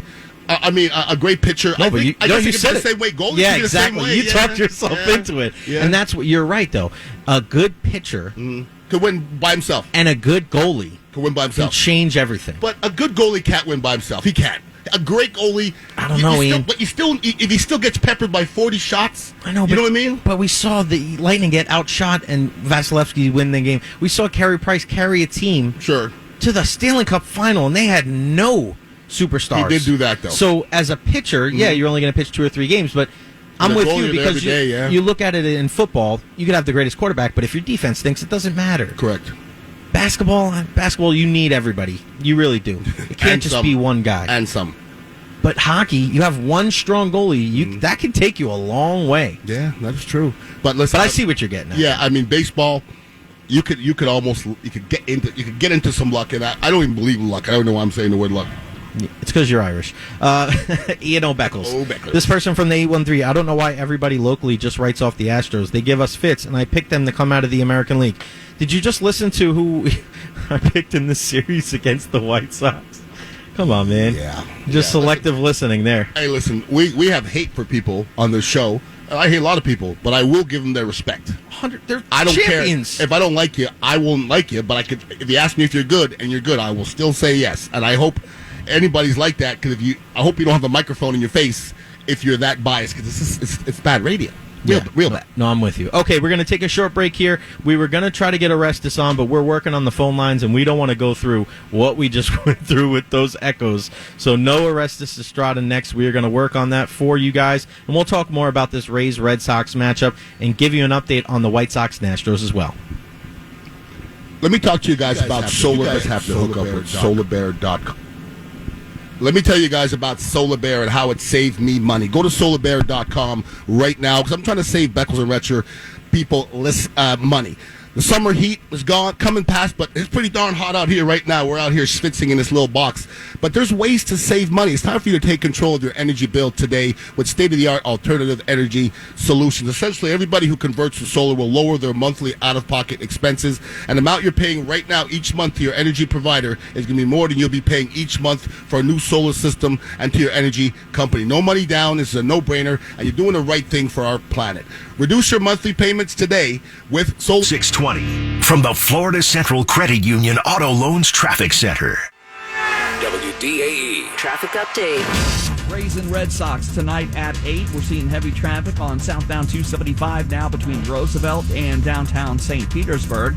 Also a crash on westbound Gandy Boulevard just before US 19. One in Oldsmar on Tampa Road and Forest Lakes, and in Countryside on State Road 580 at US 19. See traffic problems? Call the Safe Touch Security Traffic Tip Line 866-545-90. Broadcasting from the Rude Air Conditioning Weather Center. Powered by Gulf Coast Air Systems. High humidity today, partly sunny with a 40% chance of scattered showers and thunderstorms, and we'll see a high of 89 degrees. Tonight, partly cloudy, scattered showers with a low near 76. Our rain chances increase to 60% tomorrow with showers. Only at Lowe's. See in-store associate or product detail page for warranty information. Broadcasting from the Rude Air Conditioning Studios, this is Tampa Bay Sports Radio, 95.3 WDAE and AM 620. It's time to raise up on WDAE. Beckles and Retcher are live at the Trop ahead of today's game on 95.3 WDAE and AM 620. Welcome back. Beckles and Retcher, 95.3 WDAE and AM 620. We are here outside of Tropicana Field. The great Chris Miller, man. I'm telling you, that guy's... He's golden, this guy. Listen, I don't know much about Chris Miller, but he walked in here, and he was like the guy in Pulp Fiction.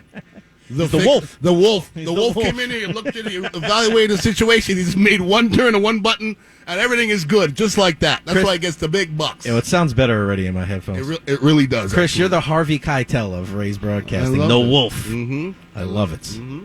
All right, we're going to get Orestes Estrada on because we've apparently fixed the phones. Allegedly. It does sound better in my hair. Way better.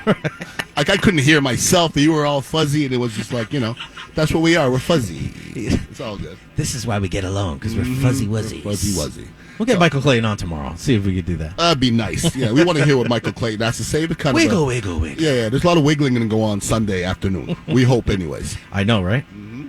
Game against the Miami Dolphins.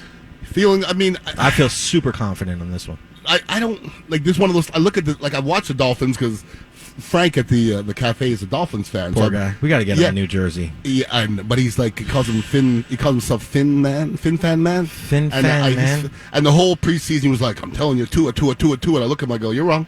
And he goes, you'll see. And I go, okay. So after 4 games, what do you think? I think he just had a stuttering problem. I was like, what do you think? Any good? Oh, well, he's hurt. Well, he's always hurt. His hurt's not an excuse. How's he playing? Oh, he's not playing? Okay, I win. His hurt's not an excuse. We're going to do our 3 picks tomorrow at 3:45. Me and the boys back home, we were discussing this. Giants, Cowboys, -7. Giants. Right? Yeah. I'm confident on that one. I've looked at that one. Giants might win that game. There's a possibility. Let's go to the Bartow Ford DA hotline. Conyo! Our guy, Orestes Estrada, joins us. The Big O. What's up, buddy? Money Isle, what's up? Tampa Bay and all its great sports is what's up. You got that right, Big O. And first off, how's the family, man? How's everybody doing well? We're hanging in there, man. We're, it's been not been a smooth year, but we're thankful for a lot of, blessings of the ability to fight through things. So that, sometimes you overlook that blessing that you get a kind of a challenge, and if you're at least able to address it, and we're still addressing one serious one, and we're going to keep moving forward. But thank God, most of the other things are getting ironed out, man. Thanks, Rod. You got it, buddy. Yeah, and I was just at lunch the other day at Acoides in West Tampa with the great Pop Cuesta, Pete Toledo, and Kevin Skelly and the guys. And Pop Cuesta says hello, my friend. Coño, bro, the only gringo in the house. I love Solo it. Gringo. I love it. You're not a gringo, man. We've already made you an honorary quarter Cuban, I think. I love it. Maybe even a third. I got to check the latest. Orestes, he has a lot of certificates on his wall. He's got a brother's certificate, too, because I gave it to him single-handedly. Now, Orestes, we've been talking... Orestes, we've been talking about the offense of this Rays this year, and we're not talking about if this is the best Rays team ever. We don't know how to measure that right now, but when you look at this Rays lineup for tonight, I think for sure this is the most explosive Rays lineup offensively as we've ever seen. You agree with that?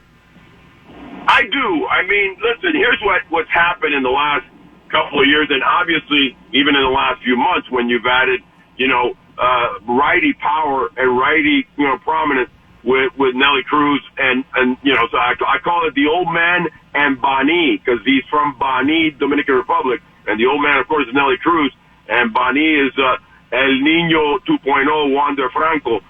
Those two guys added major oomph on the right side. We needed that, along with the resurgence the second half of guys like my boy Randy Rosarena. Margot has been steady all year long. The great year, especially power-wise and timely-wise, that Zanino has had. Those right-handed hitters. Well, let me not forget the other Cubano, my Cuban, beautiful empanada, delicious Yandy Diaz has really come along again, even with the power. So this offense, for me, is a power offense. Now, listen, but here's the deal. The reason that I feel that they're scoring more runs than ever is because a concerted effort by the front office and a great job by them over the last 2 or 3 or 4 years, probably even longer, honestly, but it's hard to get it all together, is to put together a bunch of incredible athletes. So if you really look at it, we run better than any team ever in the race. I mean collectively. Even the 08 team that was a fantastic team, the 09, 10, they scored a bunch of runs, but they were more powering it out, and they had 2 or 3 really fast guys. Everybody runs, Son, Choi, the catchers maybe. But I'm telling you, this is a team that's extremely athletic, and I think that was a purpose that they went after to try to get the Ben Zobrist, or as close to it. Nobody's really Ben Zobrist. He's incredible. But that type of player, and think about it, that's pretty much what we got up and down. Big O joins us right now on the Bartow Ford DA hotline. And Big O, I was just discussing with Ian and going through the old, short to the ball, long through the ball. And, these guys that almost have slump-proof swings. And one guy that I see in the other dugout that is just, to me, one of my favorite players to watch, even though he plays for Boston, especially at the plate, is Rafael Devers. I mean, this is a guy, if you remember it a couple years ago when he went Apo Taco soft shell against Aroldis Chapman when it was, 103 or something like that. This guy is an unbelievable hitter. He can hit in, out, up, down, fast, slow. Is he the one guy that the Rays have to keep in check above all else? If I had to, pick one, yes, because he's so... dangerous, as you said, righty, lefty, it doesn't matter. The guy's really kind of hitting a peak. He's still a young player, and he's just such an incredible, again, one of these hand-eye coordination, with power, what I believe our boy, and Nino Juan DeFranco is going to end up becoming, very similar to a Devers. Now, again, this guy's had, 38 homers, 37 doubles. He does it pretty much all. I will say, the other guy that was a little nicked up and then ended the season not really strong, but I think is one of the best all-around players in all of baseball is Xander Bogaerts. Mainly because of not only is he dangerous offensively, he's dangerous defensively. I can't really say that as much for Devers. And he's also a very smart, great baseball acumen, runs the bases well. He's just an all-around star that he's one of my favorite players to watch play. I just don't want him to do well against us. Hey, Randy Arozarena was the 11th rookie to go 20-20. And I feel like his rookie season somewhat was overshadowed by, Juan DeFranco and what he accomplished, but he still had an unbelievable rookie season. He's kind of like our Mr. October. So what do you expect from Randy Arozarena, hopefully in this elongated playoff run? Well, what I expect from a lot of the boys is heightened awareness. You guys hear me say that throughout the season, and it's kind of it's the best phrase that I can say for an athlete. And Ian, you remember, there's certain times, certain games, maybe inside of a game where you have to kind of get that extra focus, get that second skin, and really kind of hone in to the next level so you get the most out of your attributes. And his attributes are incredible quick bat speed, and foot speed. We've seen what he could do. So, and I will say one thing about, a lot of people may be thinking, you should have been 30-30, 40-40 with. Remember, this guy hadn't played a full season in the major leagues yet. He hadn't gone around. A lot of the parts he was going through this year, he was there for the first time in his career. So he was assimilating and acclimating himself also like a true rookie, including a plethora of pitchers and arms that he had never seen. So, at least not consistently. So, you got to give him a small break. And, the best is yet to come for several of our players, including Randy and obviously Wander. Orestes, you're the perfect guy to ask this. And, a lot of people that don't really know the game as well, they'll look at a first baseman and go, you're just over there catching the baseball. Well, there's so much more into that, especially guys that, haven't done it for as long as guys that, are first basemen. And I look at Luplow gets the start tonight at first base. And one thing that I'm keeping a keen eye on is if, where is he on bunt coverage? What about pickoff plays, with the lefty McClanahan, if a runner gets, tied up, and also on cutoffs as well, on plays to the plate. I mean, those are the kind of things, that being a first baseman, that are tried and true. You've been practicing them for years.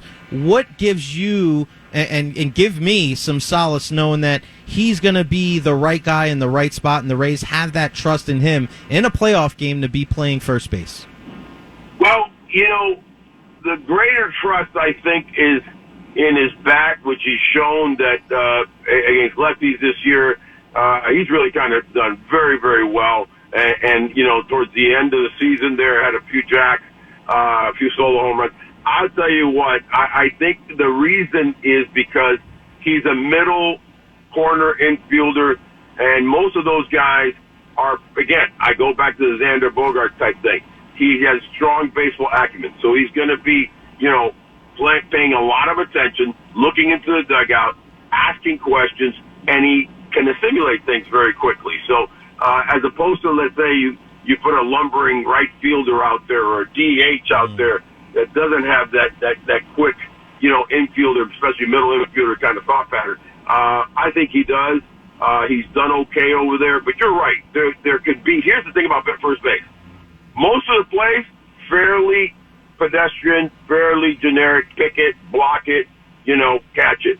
Then there's the tricky one where a man on second and you forget to block the ball and late in the game instead of going out and trying to pick it, and that run scores and maybe it's a one-run game, instead of remembering, hey, the man on second, I need to block it, I'm going to give up the out.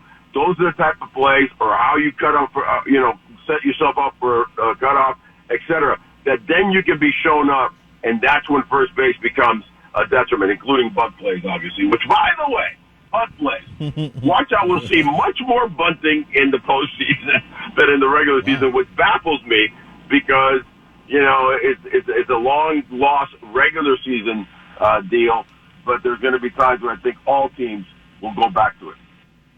Now, Orestes, it's been well documented how unconventional the Rays do things, and they're not void of stars, but we were talking, and it's not like the Rays have anybody who they can't live without.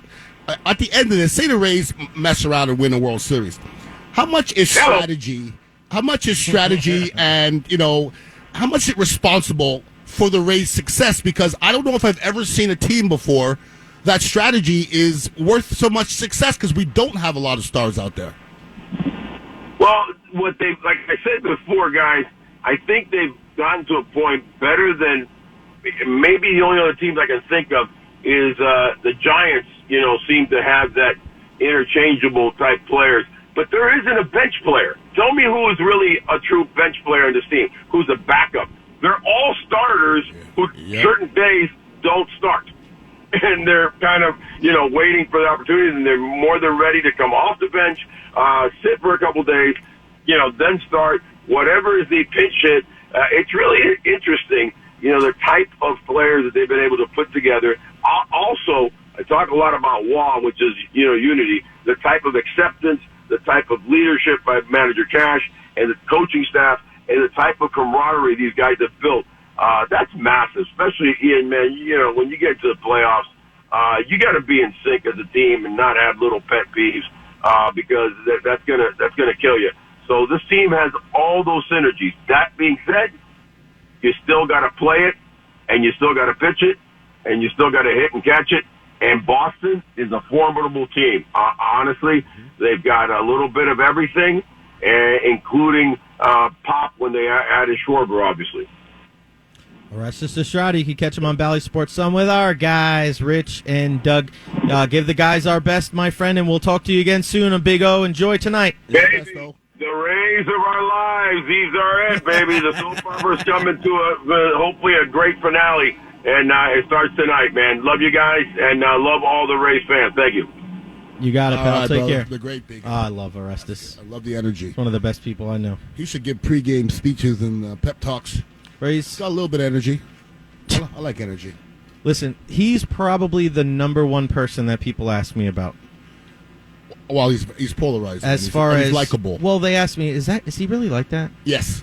Is he really like that? Are you sure? Well, answer the question. 100%. Okay, there you go. Even more. I know. Even Every more. time you see him, you got to hug him. Best. You know, he's the kind of guy. He doesn't like you have to ask him about his family because he's going to ask you about your family. Like he I beat him cares with a about punch. you. I beat him with a punch. He cares about you. And I love that. I really do. He'll go around and he'll be like, all right, I'll be right back. Because he just doesn't say hi. He'll sit down and we'll talk. We'll talk about family put in his time. and all these Yeah. things. And, I just love talking. I can talk baseball all day with that guy. It's good people, man. It's crazy. When we return, there's a Thursday night football game between two really good teams in the NFC West. We'll shortly discuss that, and then we'll talk to BK Jackson at 6 o'clock. I hope he can make it. Yeah, hopefully he can make it. We also have a Rowdy's ticket giveaway at around 6:10 as well, and we're going to do it a little different today for the Rowdy's ticket giveaway. Some good stuff there. But first, Bates Electric is Tampa Bay's #1 electrical contractor for a reason. Listen, they're proudly veteran-owned. They provide safe, reliable, high-quality service since 1985. From commercial to industrial to residential services. Listen, if you need anything when it comes to electricity, these are your guys. They're your go-to for EV charging stations. We went there last week. Tom Ponzo was asking about his electrical vehicle. They're going to help him. Man, good stuff. Good people. They do lighting maintenance, electrical upgrades, modifications, and repairs. Listen, this isn't just lip service. I really enjoy these guys, and they do it right the first time. If you have any electrical project. A's Home Service Heroes. Hi, it's David Moss Jr. from the Moss Nissan Traffic Center. WDAE traffic update. We're seeing heavy traffic in St. Petersburg, north and southbound 275, anywhere from Tropicana Field, northbound to 38th, and southbound from Roosevelt to Tropicana Field. Of course, Rays and Red Sox tonight, so expect lots of traffic around the stadium area. Also, westbound Gandy, very slow from the bridge over towards that light at Derby Lane. We're seeing delays on the eastbound Selman through South Tampa towards downtown. See traffic problems, call the Safe Touch Security Traffic. Ends 10:30. Visit staplesconnect.com/shipping for details. Staples Connect. Well, we're still feeling the humidity out there and still looking at a 40% chance of scattered showers. We saw a high today of 89 degrees. Tonight we'll see partly cloudy skies, some scattered showers, and a low near 76. Our rain chances increase. Info you need before today's game at Tropicana Field. No, It's Beckles and Ratcher, only on 95.3 WDAE and AM 620. Sunday, it's game day in Tampa Bay. Gear up as countdown to kickoff with T-Kraz and Michael Clayton gets you set for everything Bucks and Dolphins live from Jerry Ulm Chrysler Dodge Jeep Ram on Dale Mabry. Coverage begins at 11 a.m. because when it's game day, it's Tampa Bay. In Tampa Bay, there's only one choice, 95.3 WDAE and AM 620. We got a nice game. I just heard somebody say tonight, it's the best Thursday night game ever. Rams Seahawks Ever. Well, I mean this is a pretty darn good. I love both these teams. Thursday games are usually stiffs. Basura. Yeah, they're usually stiffs. Trash. So, but this is an excellent Thursday night game. 3-1 LA Rams traveling to the Pacific Northwest to take on the Seattle Seahawks at 2-2. And after the Rams beat the Buccaneers, everybody was anointing Matthew Stafford and the Rams as the class of the NFC. Correct. But they're going against the Seattle team. It's awfully tough to beat the Seattle Seahawks, the 12th man, and you got a future Hall of Famer at quarterback in Russell Wilson. And I know this isn't the same defense that we've seen in years past when it's the Legion of Boom and what have you. But still, he's a winner. And the NFC West is, I think by all accounts, it's probably the best division in football. It's either the NFC West or the AFC West. But the Rams and the Seahawks, man, this is going to be an unbelievable game. Unfortunately, most of us are going to be watching the Rays. I will be here at Tropicana Field. But, man, we're definitely going to keep a close eye online with the Rams and the Seahawks and watch the highlights a little bit later on. You got Jalen Ramsey and Aaron Donald, obviously on the defensive side of the ball for the Rams. And what can Matthew Stafford and that offense do in a very hostile environment? It'll be his first trip to Seattle as a member of the Los Angeles Rams, and early returns on Stafford as the quarterback of L.A. with Sean McVay have been very, very good. And I don't think even if they lose this game tonight, if anything changes as far as their place in the hierarchy of the NFC. Ian and I were discussing this a couple of days ago about who we think are real contenders in the NFC, and the Rams are definitely one of those teams. Seattle, I don't know if this is the same Seattle team as years ago, but they still have a puncher's chance. There's still a ton of good players. I mean, you have Pete Carroll. He's probably going to be a guy that's going to be a Hall of Famer as well. So it's going to be an unbelievable game. Rams and Seahawks tonight. If I had to put my money on somebody, I don't know. It's tough to go. I'm pretty sure the Rams are favored in this game, if I'm not mistaken. Yeah, 2.5. It was 3. Now it's 2.5. But it's tough to go against Seattle at home because when you have Russell Wilson, and if he gets the ball last, I'm not going to bet against him. It's a coin flip for me. Once again, it's just a wonderful game to watch, and I'm going to enjoy it. Listen, the West is going to eat up on itself. Okay, the West is going to be tough, and I think unlike the East, they're not going to beat up on each other. They have one good team, and that's about it. But these guys are just going to devour each other all year long, and that's a good thing. By the way, BK unfortunately cannot get out of here because they won't let him back in here. Oh man! So he's right there looking at us, and they won't let him out to go back in. So hopefully we'll get a chance to get him on before, because from Tampa, he's doing a national anthem. We'd love to get him on. Blake High School, the whole nine yards. A Tampa guy. Tampa through and through, brother. That is for sure. The most important thing. That, no doubt. We like to support everything Tampa as much as we can. Okay, we're going to take a quick break, and we're going to come back. We'll see if we can get this BK Jackson thing taken care of. But other than that, we'll be giving away rowdy tickets. So Tampa, if auto owners make sense for you. 620 WDAE St. Petersburg, WBTP 95.7 FM, HD3 Clearwater, W224BE Brandon at 96.7 FM and 95. Portions of the following program were pre-recorded. Broadcasting from the Rude Air Conditioning Studios, this is the radio home of the Tampa Bay Rays. Available everywhere on our free iHeartRadio app. #1 for music, radio, podcasts, all in one. This is 95 as we prep you for today's Rays game. Beckles and Retcher are live from the Trop. 620. Welcome back. All right. Welcome back to Beckles and Retcher. Unfortunately, we're not going to be able to get BK Jackson on. Unfortunately, it would be nice to get him on. Maybe we'll try to get him on, maybe to call in tomorrow or something like that. We'll see it because Tampa guy, so we'll definitely give him some love. But I guess we have your girl with the cupcakes. Debbie is on the phone. She's brought us the cupcakes. So, Debbie, how are you? Thank you so much for bringing the cupcakes.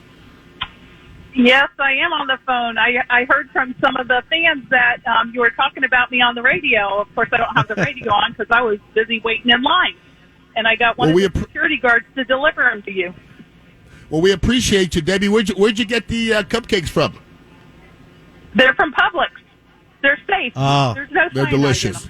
I was you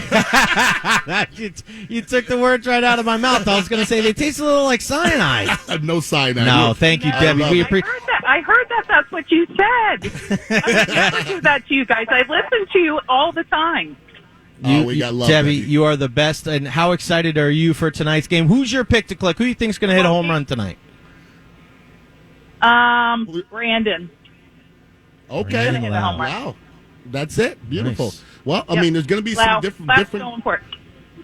All right. Thank you, Debbie. We appreciate you. Thank you, Debbie. Go Rays. Thank you. Go Rays. Absolutely. Yep. So let's listen. Everybody's going to have different calls. I don't know if the Rays are we a home run hitting team? We need to be. Well, we need. I don't find us to be a home run hitting. We don't have to hit home runs to win. No. And I think that's good. You got that right. You know. And the gates are now open, so everybody is filing into Tropicana Field. So that is. Oh, BK's here. Okay. Oh, nice. All right, BK's walking over. Bring Good him over, stuff. Absolutely. If you are on your way to the game, come on by and see us. We are right outside of Gate 1 in the Neil Mobile. Come say hello. We're going to chat with BK now. Awesome. Absolutely. BK Jackson. I met BK a while ago. I'm not sure where and when I met him, but, I mean, I love jazz music. I don't listen to a lot of jazz music, but jazz is actually pretty darn prevalent in the Bay Area. Eric Darius is the name, Fred Johnson, but I ran into BK, and he's a younger dude from Blake. But I tell you what, he's young and funky, and it's saxophone and it's jazz, but it's got a lot of funk. I think you would like it, Jeff. There he is. Absolutely, that's my guy right there, BK Jackson. What's up, brother man? How you living? Wait on, here. We'll get you. Try it now. Go ahead, BK. There we go. You hear him now? All right. There you go. I don't hear him in my... BK Jackson from the Tampa area went to Blake High School. They're not hearing him out there. It's okay. It's okay. All right, give him that microphone. Give him that microphone. There you go. There we go. Check. There we go. There we BK. go. Hey. There we go. We're having a lot of technical difficulty. I'm sure you know a little bit about this, but in the music business. So you had your sound check inside. How did that go? Man, it went amazing. It felt like being back at home. Being back out at the Trop. Living in Atlanta now, I'll take any excuse to come home. No doubt. And there's not one better than coming home for a playoff game right here at the Trop. Just being back in there and just understanding and anticipating what the energy is going to be like tonight, man. I got nervous and nobody was even in there yet. I love it. That's the pregame jitters. It's a beautiful thing. Now, you were born and bred here in Tampa, Blake High School. So you're still a Rays fan, right? Oh, come on now. You already. I literally I get the notifications on my YouTube TV in Atlanta. Like literally, I'm still locked in. I've been following them all season. I mean, obviously it's been a historic run, 100 wins. Had one of the greatest winning streaks this year as well, man. So a little different. Normally we're defense and pitching. This year a lot of offense, man. So I'm excited about what's going to happen tonight. And about baseball too. A little something. I was going to bust your balls, but you know a lot about baseball. Now, by the way, I'm a big fan of BK Jackson, homegrown guy. I like to listen. I know Eric Derrick's the guy, local guy, Fred Johnson. Yeah. BK is the next generation of greatness here, music-wise. BK played with, before he passed, Prince. Now, I want to say, anybody who plays with Prince, to me, I mean, that's like playing with Miles Davis. Yeah. Is this about the same thing, right? Most definitely. I think, Miles even played with Prince. Or I guess I should say Prince played with Miles. Exactly. But what I will say, man, is, just being able to do that, especially at such a young age. I was at FAMU. I was a junior at FAMU when I got the call. And I was able to, from 21 to 25, be able to travel the world with them. And it was, honestly, I call it a blessing and a curse. It's a blessing because you get to play with Prince. No doubt. It's a curse because, once you get that level of genius, you might not ever get a chance to duplicate that. But you know what? When he passed, I did an interview, and the first thing that came to mind was, we'll chase the rest of our lives chasing his musical genius. That's what we'll do. The rest of our lives, we'll just chase his musical genius. And I'm okay with that, because even if we get close, we came a very long way. He was such an incredible guy. Good luck chasing that one. That's something that's hard to catch, that's for sure. It's not a race I plan on winning. There you go. But if you get close, you're doing all right. Now, you're going to be playing in front of 20-something thousand people today. Is this the biggest crowd you've ever played in front of? Yeah, actually. Take that back. Maybe not. I did opened up with Trombone Shorty for the Rolling Stones over in Europe. I think that was about 70. Oh, you played in front of 70,000 people. Yeah. Now, let me know. I've always wanted to know athletes when they have a 4-foot putt to win the Masters. When you're on the stage in front of 70,000 people, what's your heart rate like? Are you able to control, or are you just out of control? I close my eyes, man. I'm not even gonna lie to you. I'll get out there tonight. I'll look up. I'll see everybody there, and then it gets quiet, like uncomfortably quiet. And then that's when I'll close my eyes, and then, I just go into what I've been doing the last 19 years. It's as you know, man. You do this and you practice so much for these moments so that you don't have to think when you're in the game, and that's my game tonight and my assignment. So we'll knock it out. Beautiful thing. You have a new album out, Life of the Party. Yes, sir. Where do people get your album? Man, anywhere you listen to music. I'm talking iTunes, Amazon, anywhere, Spotify, Tidal, wherever music can be streamed at. BK Jackson. Make sure you go check it out. Some great stuff on there. Billboard charting singles on there as well, man. So it's been a lot of fun just riding the wave. Good stuff, bro. I'm a big fan of yours, bro. Man, likewise. You're good. You're good folks. You're Tampa grown, so I got none but love. Everybody, go check out BK Jackson and Mr. Ponzo. Pull up some BK Jackson. Maybe we could play some before the end of the show and get people hip to what he could do. But BK, kick some ass today, brother. Man, I appreciate you guys so much, man. Thank you for having me. Oh, good. Great to see you, brother. For sure. Go good Rays. Stuff. BK Jackson, everybody. He's going to be doing the anthem today and tomorrow, actually. And he's kind of like the our Sonia Bryson sort of the Rays. So hopefully we kick some ass. And then they feel so good about him doing the anthem that they keep on bringing him back, and we win the World Series, and then it's all BK Jackson all the time. I like that. No doubt. Smooth. I love it. Prince says, I want you to come play saxophone with me. It's pretty incredible. That's good, and that's good and incredible. I don't know if there's any more names, any bigger names in music throughout the history that would be more impressive that somebody says I played with. I know. You know what I mean? In anything. In our era. Anything. In our era. Like if you say you play with Miles Davis or Jimi Hendrix, Yeah, okay, that's huge. But, those guys are gone. But like just in the last little bit, Prince musically is it. Well, think about it. That number's dwindling by the day. Oh, there's It's not growing. There's not a lot of geniuses left, right? There's not. No, I'm just talking about people that played with Prince. That number's dwindling. It's going to keep on dwindling. Yeah, exactly. Yeah, absolutely. But Prince is it, bro, to me. I mean, when you talk about musical geniuses, I wouldn't say he's my favorite artist of all time. He's one of them. But you talk about just musical genius, I'm not sure it's not Prince for me. Speaking of sports genius, that's you, my friend. And you've been growing your acumen for sports, especially with soccer. A little bit. And we are very excited to have some tickets for next Friday night at Al Lang Stadium. We are going to be there. It's going to be our night out with the Rowdies. How many people we're going with? We're 20. Nice. We're giving away a 4-pack of tickets every single day on the show this week. We've been asking trivia questions, but we're going to do a little bit different today.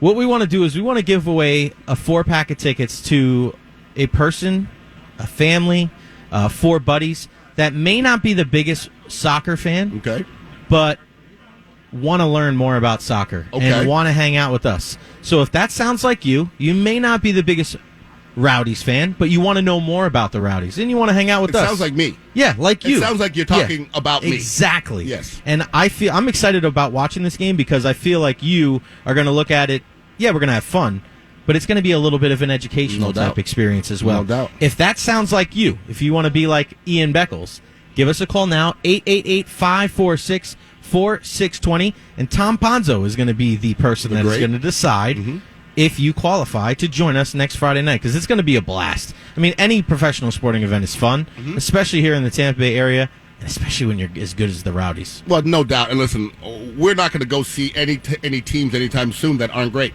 Yeah. Which one is it? When we do greatness, that's what we do. We do greatness. And I'm going to be learning there. It's going to be a great experience. But hey, you're going to be learning too, because I've been to a Rowdies game. This is your first Rowdies game, so mine's going to be about show you the ropes a little bit. Mine's going to be more about the experience. Absolutely. And listen, they just got to keep doing what they do. Coach Neil Collins has got them just absolutely destroying the competition, and they are the kings of the clean sheets. Evan Laurel, the netminder, has just been fantastic. Don't poop on those sheets now. Don't put no skids on the sheet, because we like them clean. So give us a call, 888-546-4620, if you want to join us next Friday night and talk all things and watch the. Who are you playing? See the guy with the crazy black hair there? Down the middle? Oh, yeah. You know what that is? Who is that? That's Medicine Man from the Mike Coucher show. Only I would know that. Okay. Only I would know that. And there you go. You know what I mean? You would know that too, Jamie? Jamie Ferrer knows. I don't know about that. Shout out to Jamie Ferrer and DJ DMZ. Who did a wonderful job here today, by the way. You guys, and you continue to do a wonderful job. Right. We got race fan Gio here wearing a Columbus Crew. Oh, is that Gio? What's that? I did not know that was Gio. He's in the house, man. Yellow? Okay, because it's yellow. Just a lot of yellow thing. All Black right. and yellow, black and yellow, black and yellow. Yeah, I got it. Is there a player on the back or no? It says Come me. on. It just says me on the back, and that's it. Look at the. What is this? He's always got the lightning ring or the Cavs ring. Gio's a ring guy. Thank you. Thank you. Thank you, Gio. No, we didn't. The cookies were gone by the time you brought them in, and we're not big sweets guys, so we are on it. We're on there. It actually fits my pinky, Gio. Bling bling on the pinky. He's so excited. He's so excited. We're going to talk to you during the break.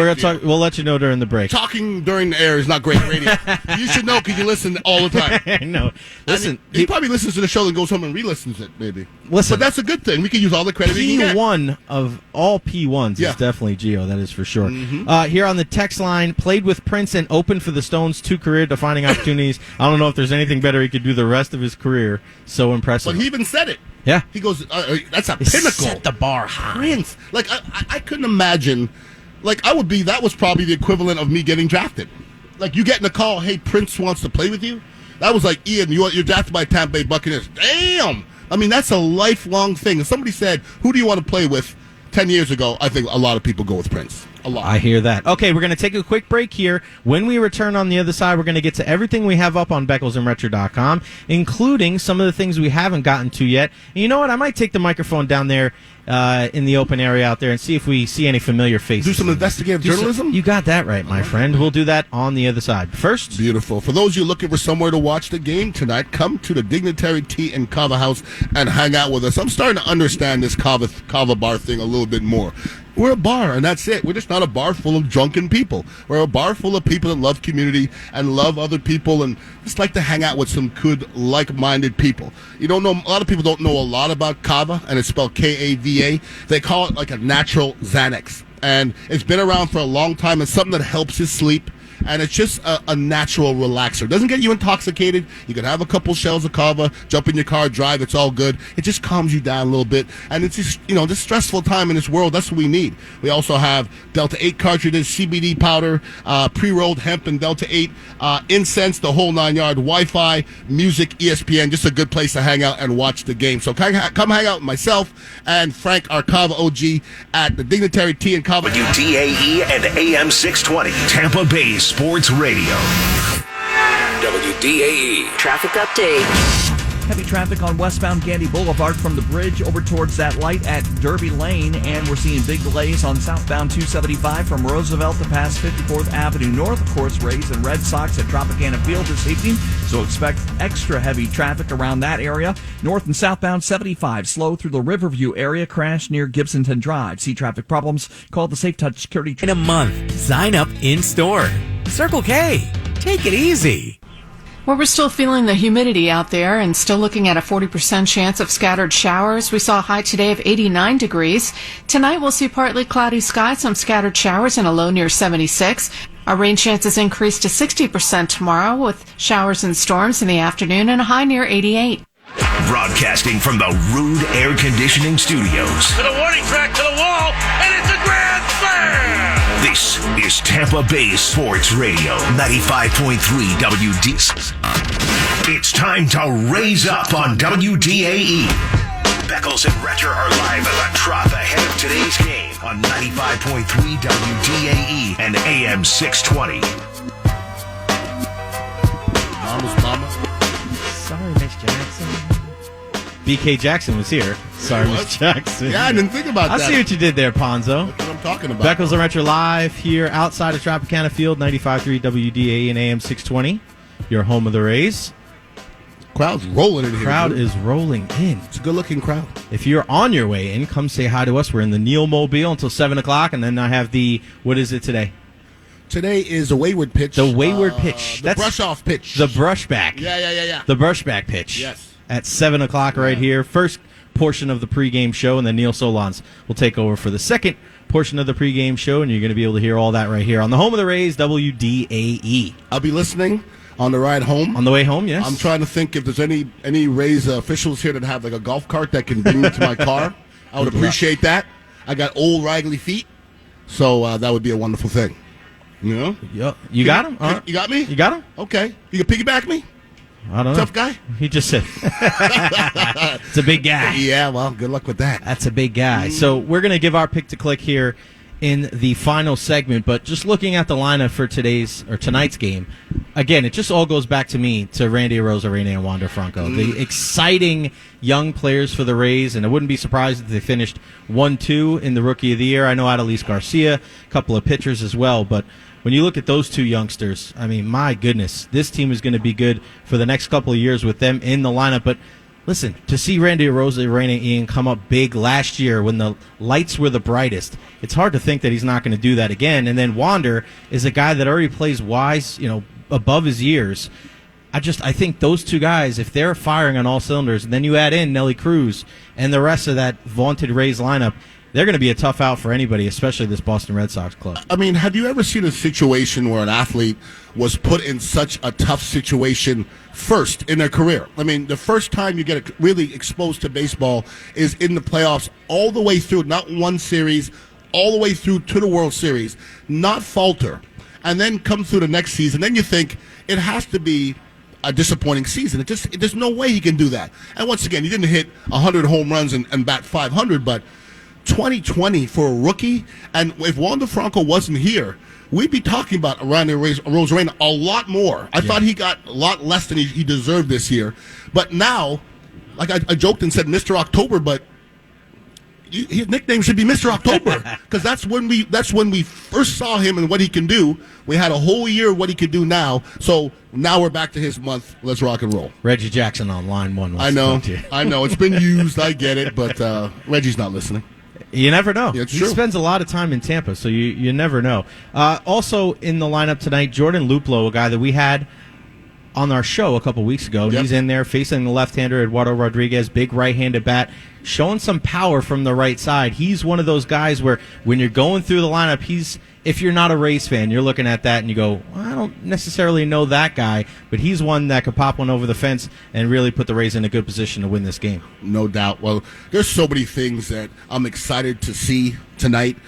First of all, I'm just excited that it's playoff baseball. It feels like we've been waiting for this for a while, but just think of how blessed we are as a community that we're not going down to the last game. We knew we were going to playoffs a month ago. A month ago, the Rays were in it. We knew that. They were that far ahead playing that good baseball. They didn't falter towards the end, which a lot of teams do. So there's nothing that's happening right now to make me think that they didn't lose the momentum they had throughout this whole baseball season. No, I agree with you. And you think about it, they won 2 of 3 in Yankee Stadium against the Yankees, and they had to win. The Yankees had to win one of those games. And if it wasn't for Aaron Judge's line drive going off the glove of Kittredge, Wendell still made a great play, almost got the runner out at home. Who knows? It could be a little bit different. But the Rays, you're right. They put themselves in a position, and that's why them being consistent was so important all year long. They control, really, their own destiny, and they have home field advantage through the American League playoffs. So that's a really good sign as well. And you can't not be excited about Shane McClanahan on the bump tonight, Ian. You got a kid that, man, he went to school right here, USF.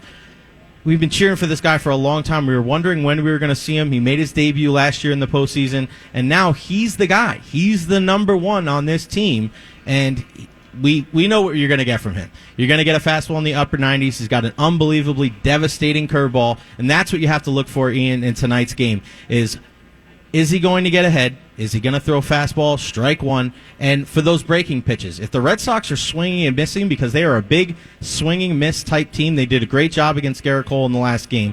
But when they're in trouble, that's when they start expanding the zone. And you got a guy like Shane McClanahan out there. If he gets some strikeouts early, outs early on in the count as well, man, it's going to be a tall task for this Boston lineup, especially with no J.D. Martinez in there. And you talk away the way this Rays have been consistent all year, all the way to the end. It's a prideful bunch when you're in Yankee Stadium punching them in the face and trying to keep them down. Am I not mistaken to where this same Boston team was struggling with the Orioles towards the end of the season? Did they not struggle against the Orioles at the end? Baltimore is just such a quirky team outside of the Rays. Outside of the Rays. How many times did we lose to Baltimore this year? I think once. Out of how many? 18, 19. Hey, if you're losing to Baltimore towards the end of the season when it's crucial, you ain't as good as the Rays. I'm sorry, but it doesn't mean anything, but it kind of does. But listen, they were tough against the Yankees and the Red Sox. Not so much for the Rays. I know. The Rays were like, what's wrong with you guys? We don't. But hey, the Orioles they're watching. The Orioles aren't going anywhere anytime soon. They got some good players. So they ain't going anywhere anytime soon. No. You going to put your money on that? We were discussing yesterday about how the Yankees must be looking at the Rays going, we're going to have to overhaul this whole thing. There's no overhaul for them to do, though. What are they going to do? And then the Orioles go, wait, hold on a second. Yeah, right. Hold up. No, but what are the Yankees are going to... Okay, everybody's looking at this Rays team and say, I want to build my team that way. I want to do this. I want to do that. What do the Yankees have to do? How many moves would the Yankees have to do to become the Rays? The Yankees are the Rays in Bizarro world, so that doesn't make any sense to me. It's not a roster reconstruction. It's not like they have to change their 25 man and their 40. This is an organizational thing. I mean, you look at the Rays, and every time they bring a player up, you may have heard of him, you may have not heard of him. He could be a pitcher, he could be a hitter, and he comes in and he does the job. Always. You think about how many highly touted prospects have come up on this team and have been big factors in the success for the Tampa Bay Rays. I feel like forever we were talking about Wander Franco, and Shane Baz was the guy, the player to be named later in the deal for Arch. Think about that, Ian. Glasnow, Meadows, Baz, and unfortunately Glasnow is hurt, and unfortunately Archer's hurt too, but man, Baz may be the guy that out of everybody in that deal may be the most important guy in this series, in that entire trade, to help the Rays advance to the next round. Arrested said something that in his interview that resonated with me. And we've been saying it in other ways, but he said it the best. The Rays don't have any backups. Okay? Yeah, that's a great. That was a really. I well was like, said. wow, I never really thought about that. But there's nobody that the Rays are going to play this, postseason that you go, that's it. I don't know much about that guy. Mm-hmm. Everybody we're going to put in there has put in their time this year, and it's a big reason why the Rays are here. We're not putting a lot of people. Like last year, we didn't know anything about a Rosarena. This year we know what he is. We know what Franco is, and we know what everybody else is. So everybody has been a big role all year, and nobody's going to be shocked at the role they're going to have to play in the playoffs because it's been cockamamie all year long anyways. You're right. There is no discernible drop-off between the guys that are in the starting lineup and the guys that are kind of coming afterwards. And I don't know if you could say that about any of maybe the Dodgers. But still the Dodgers have Albert Pujols on the bench. So, that's probably a pretty darn big deal. But you think about it, Ian. But Pujols can't really do a lot of anything other than one thing. But But if you can drive in runs, no, you're going to get paid. I get that. And he's also, of course, in an advanced age. So a little bit. Just a little bit. But you're right, though. When you think about it, with this Rays club and having so many different players that you can put in the starting lineup, what other team could afford to put a guy like Austin Meadows on the bench and not have the local and the national media just absolutely railroad them for it? And everybody's just like, well, that's what they do.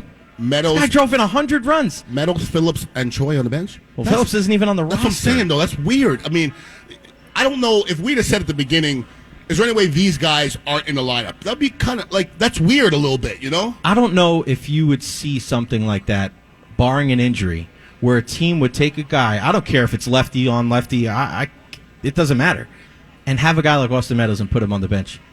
Well, I think every year we question some things the Rays do, and at the end, I don't think you can. But we did. I think we did. I'm not doing it anymore. It's been years. That's what they do something weird every year, and at the end we go, oh, it worked. They've been doing this since Joe Madden. Since Joe Madden, he's leading off with our cleanup hitter. I'm like, what? And it's because there's a reason for their madness. And that's the thing. It's the because that's why I asked Orestes, how much is this an organizational thing as much as it is a talent thing? Because I think we're talented, but I don't know if we're talented as everybody else in a weird way. But this organization, I think, thinks deeper than everybody else. And there's a rhyme and reason to everything they do. And I'm starting to get to the point where I'm just like, you guys know better than us. Just do it. Well, they have such an innate ability to maximize every ounce of potential and every ounce of talent and ability out of the players and put them in a way where they can perform at a high level as a team. It's one thing to do that individually, but if you do that as a team and to be able to be in the playoffs year in and year out like the Rays, it just doesn't happen. Really, what's an example of how the Rays do business in any other sport?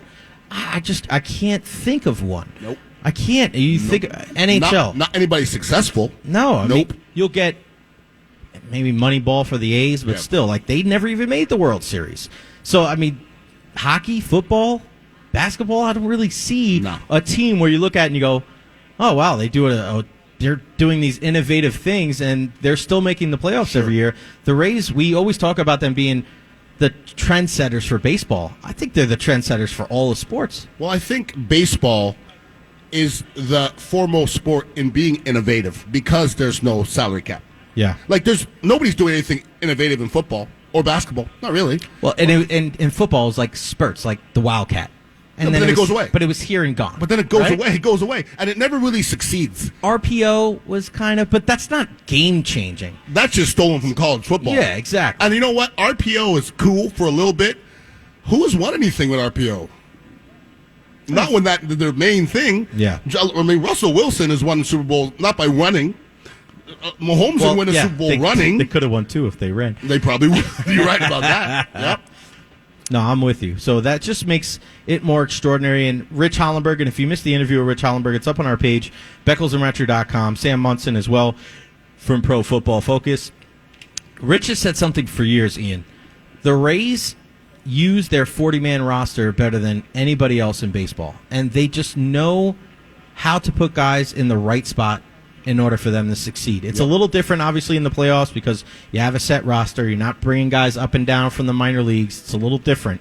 But, listen, They went all the way to Game 6 of the World Series last year, and the way that they have looked this season, and also looking at the competition as well, and we're not downgrading or denigrating or bad-mouthing the Astros or the White Sox or the Red Sox, but it's just the Rays team is built a little different. There's a confidence with this team, and there's a nice mix of young players and young stars and veterans. And a guy like that is Nelly Cruz. He needs to have a big postseason because, to me, when you're going, hey, what's different about this Rays team, the first thing you're going to say is the 3 starting pitchers from last year. Sure. But the second is the hitting. Because I remember last year you and I were discussing we need somebody. We need somebody to step up. We need somebody to help out a Rosarena because for a while there it was just kind of him, and then you get a little bit here, a little bit there. You need 2 or 3 guys because the pitching is going to get better, and you need Nelson Cruz. This is the reason why you went out and got him. Hell of a hitter. One of the best hitters I think the Rays have ever had. I know he struggled a little bit down the stretch, but all that stuff doesn't matter. Because if he comes out and he has a postseason to remember, he's going to go down in the annals of Rays history as one of the most important people in this franchise because hopefully he can help him lead to the promised land. Well, my thing is the Rays organization never ask their players to do anything they're not good at, it seems like. It seems like they have players that fit the script from every single thing. And they don't ask their players to do too much. And I don't think they depend on their athletes to do too much. Nelly Cruz, we need him to play big, but if he doesn't play big, we can still win. I do believe that, okay? Last year, we needed somebody to, assist a Rosarena.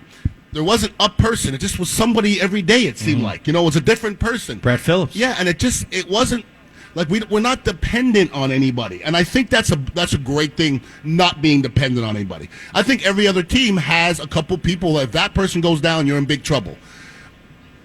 I'll tell you right now, if our 2 starters go down pitching, I'm not sure we still can't win because we're equipped that way. I know. We're equipped to just be quirky. We're a quirky baseball team. Are we talented in a weird way? Yes. But are we as talented, maybe even as the Sox? I don't know. Yeah, on are we paper, a better baseball team? Yes. Isn't that the most important thing, though? Yes. Yeah. Are we more talented? I'm not sure. But we're a better baseball team. I think that's the difference. Yeah, how many teams would lose a guy that was so dependent on that one starter like Tyler Glasnow? And people we haven't really talked about it. Mm-hmm. We love Tyler. We've had him on the show multiple times. Why wouldn't you? He's an elite talent. There's not many people on this planet that can throw the fastball or just throw the baseball in general as Tyler Glasnow. But not one time in the last couple of weeks, the last couple of months, have we looked at this team and gone, well, man, if only they had Tyler Glasnow. We don't. We don't do that. But could I ask you that question, though? What if we had Tyler Glasnow and Morton? What if we did? Yeah. I don't want to go there because it's not feasible, but if we were somebody else in a different situation, that's what would happen. Agreed. But what we do know is that last year, unfortunately, they weren't able to seal the deal. But let's say those guys are here, or those guys are still pitching. Do we get the same opportunities for McClanahan and Boz? And sometimes baseball, and you know this, with the repetition and all the tape out there, maybe not as much tape on a guy like Shane Boz helps the Rays in the postseason. Maybe just kind of that unknowing attitude of like, hey, man, I don't know any better. I'm just going to go out there and do my thing. And then he goes up there and shoves. People are going to say, man, this team is unbelievable, and we don't even know too much about this Shane guy. So I anticipate a nice start from him in Game 2 tomorrow. Game 1 tonight, it's all about Shane McClanahan, the lefty with a big-time heater. He's going to be Jack. Think about it, Ian. He's going to be on the mound for the team that he was rooting for years ago, and he's going to be throwing the first pitch tonight. Isn't that great? That's dream type stuff. It is, man. Really this is the kind of things that dreams are made of. And think about, here's one thing that I want to alert everybody to. You want to look at, especially with Shane, fastball location early on in the game. You have to manage your feelings. You have to manage your emotions, manage your expectations. Ian, look at the fastball. Velocity is going to be high. Mm-hmm. Location. I want the fastball down. If the fastball is up, listen, if it's later on in the count, 0-2, 1-2, and he's elevating the fastball for a punch-out, that's one thing.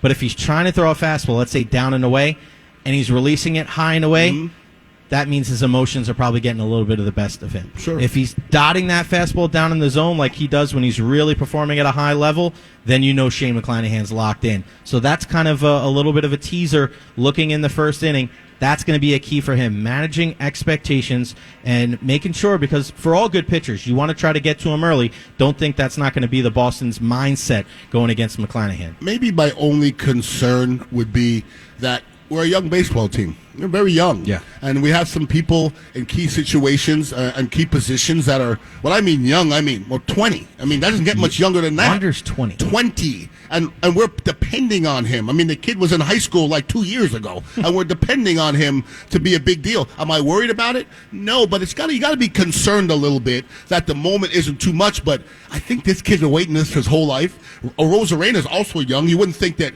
it would be too much for him, as we saw him in a situation already.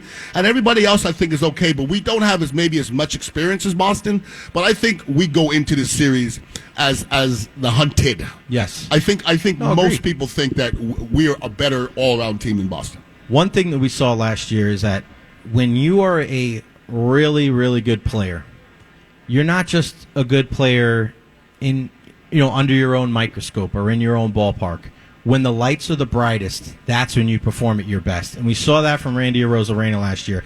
Every athlete is not made like that. They're not. Sometimes that light is just crippling, and they just cannot perform at the same level when the stakes are higher. We saw that Randy Arozarena was a guy that was able to capitalize on that last year. I feel like Wander's cut from the same cloth. Yeah. To be able to be 20 years old and to be a shortstop for a team that is the defending AL champions, and for listen, you mentioned it yesterday. This team's been pretty consistent, haven't had too many ups and downs. The one time that we saw in the last couple of months where this team did hit a little bit of a skid was when Wander got hurt. I mean, to have that much faith and that much belief, and to have him be such kind of the metronome of this team, you don't see that very often. You don't rely on a 20-year-old like that, especially at a position like shortstop, which is all eyes are on you. You're going to get the most balls in the infield. You're calling where the setup is. You're going to be the cutoff man on most of the balls hit to the outfield. And he's performed at a high level and done really well, especially down the stretch. And again, we go back to when we were discussing with Orestes, and you said, man, you extrapolate his season over 162 games, he's the Rookie of the Year.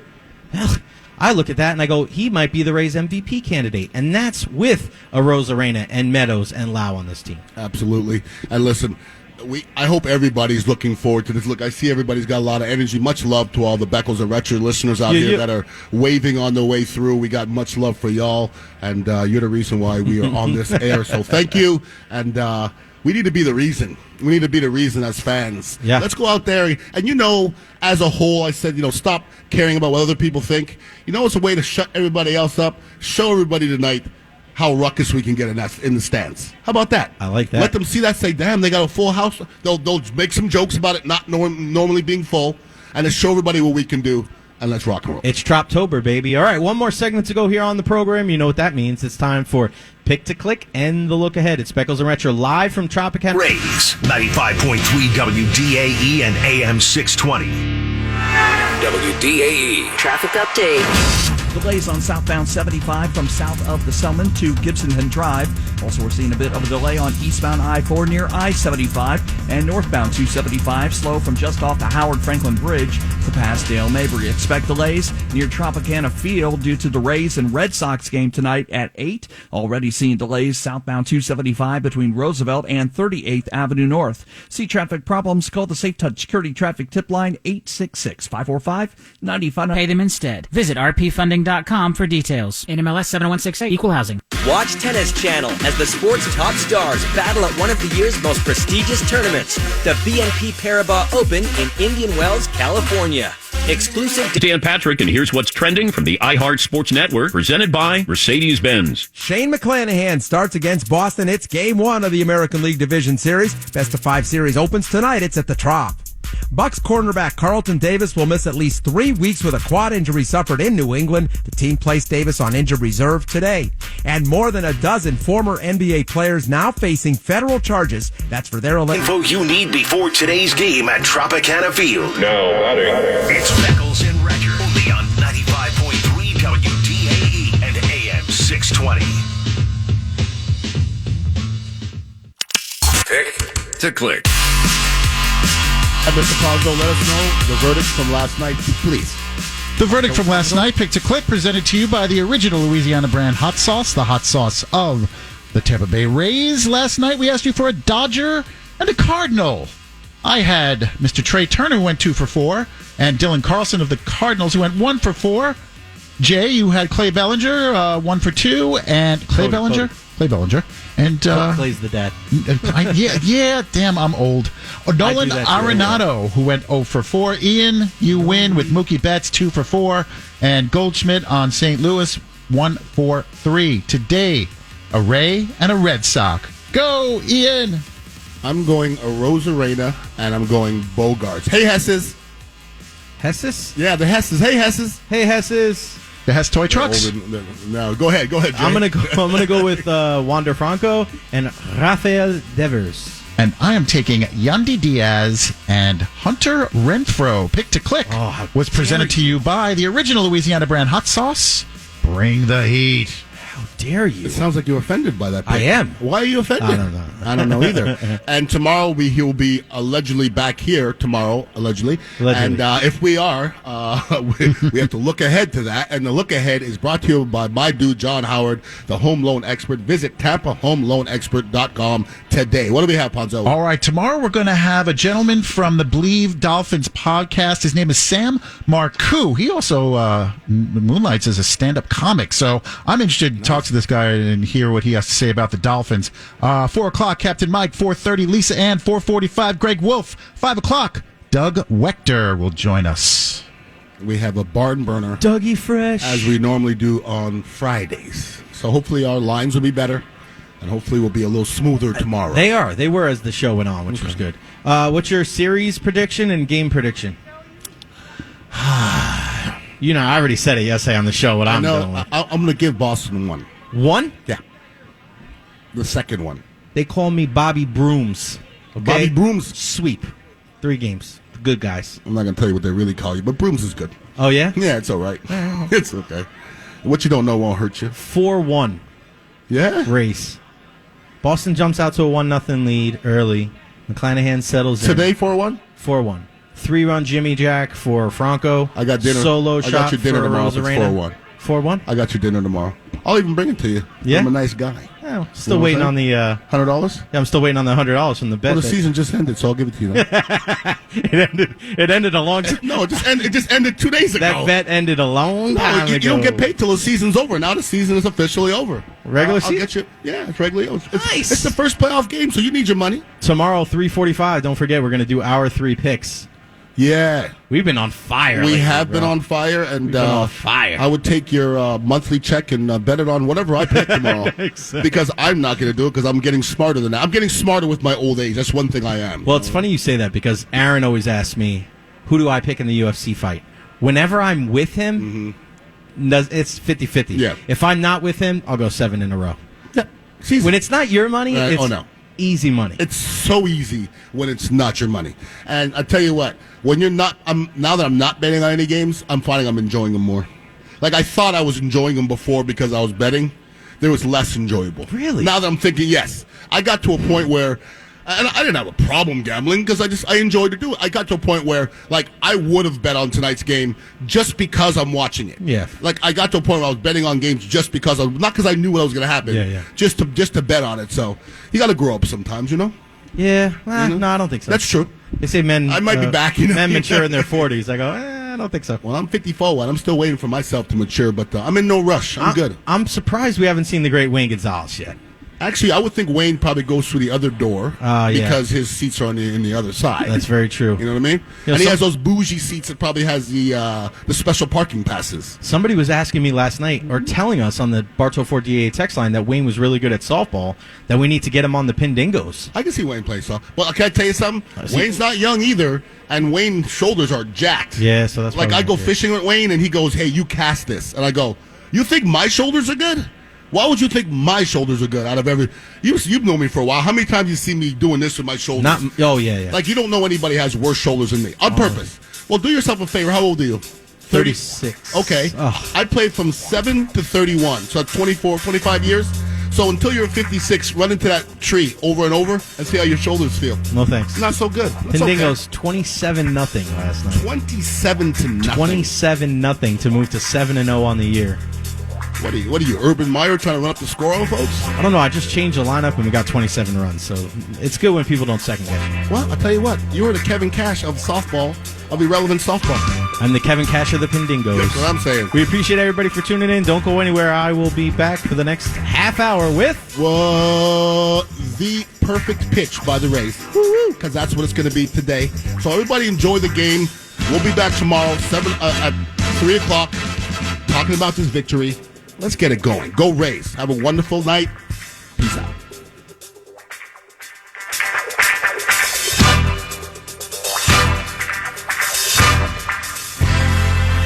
At Papa Murphy's, we make fresh pizza that you bake at home. Go, Dad. Because at home, Here we go. Pizza means game on. Yes! Right now, get the chicken garlic pizza for just $13. Rematch? Papa Murphy's. Change the way you pizza.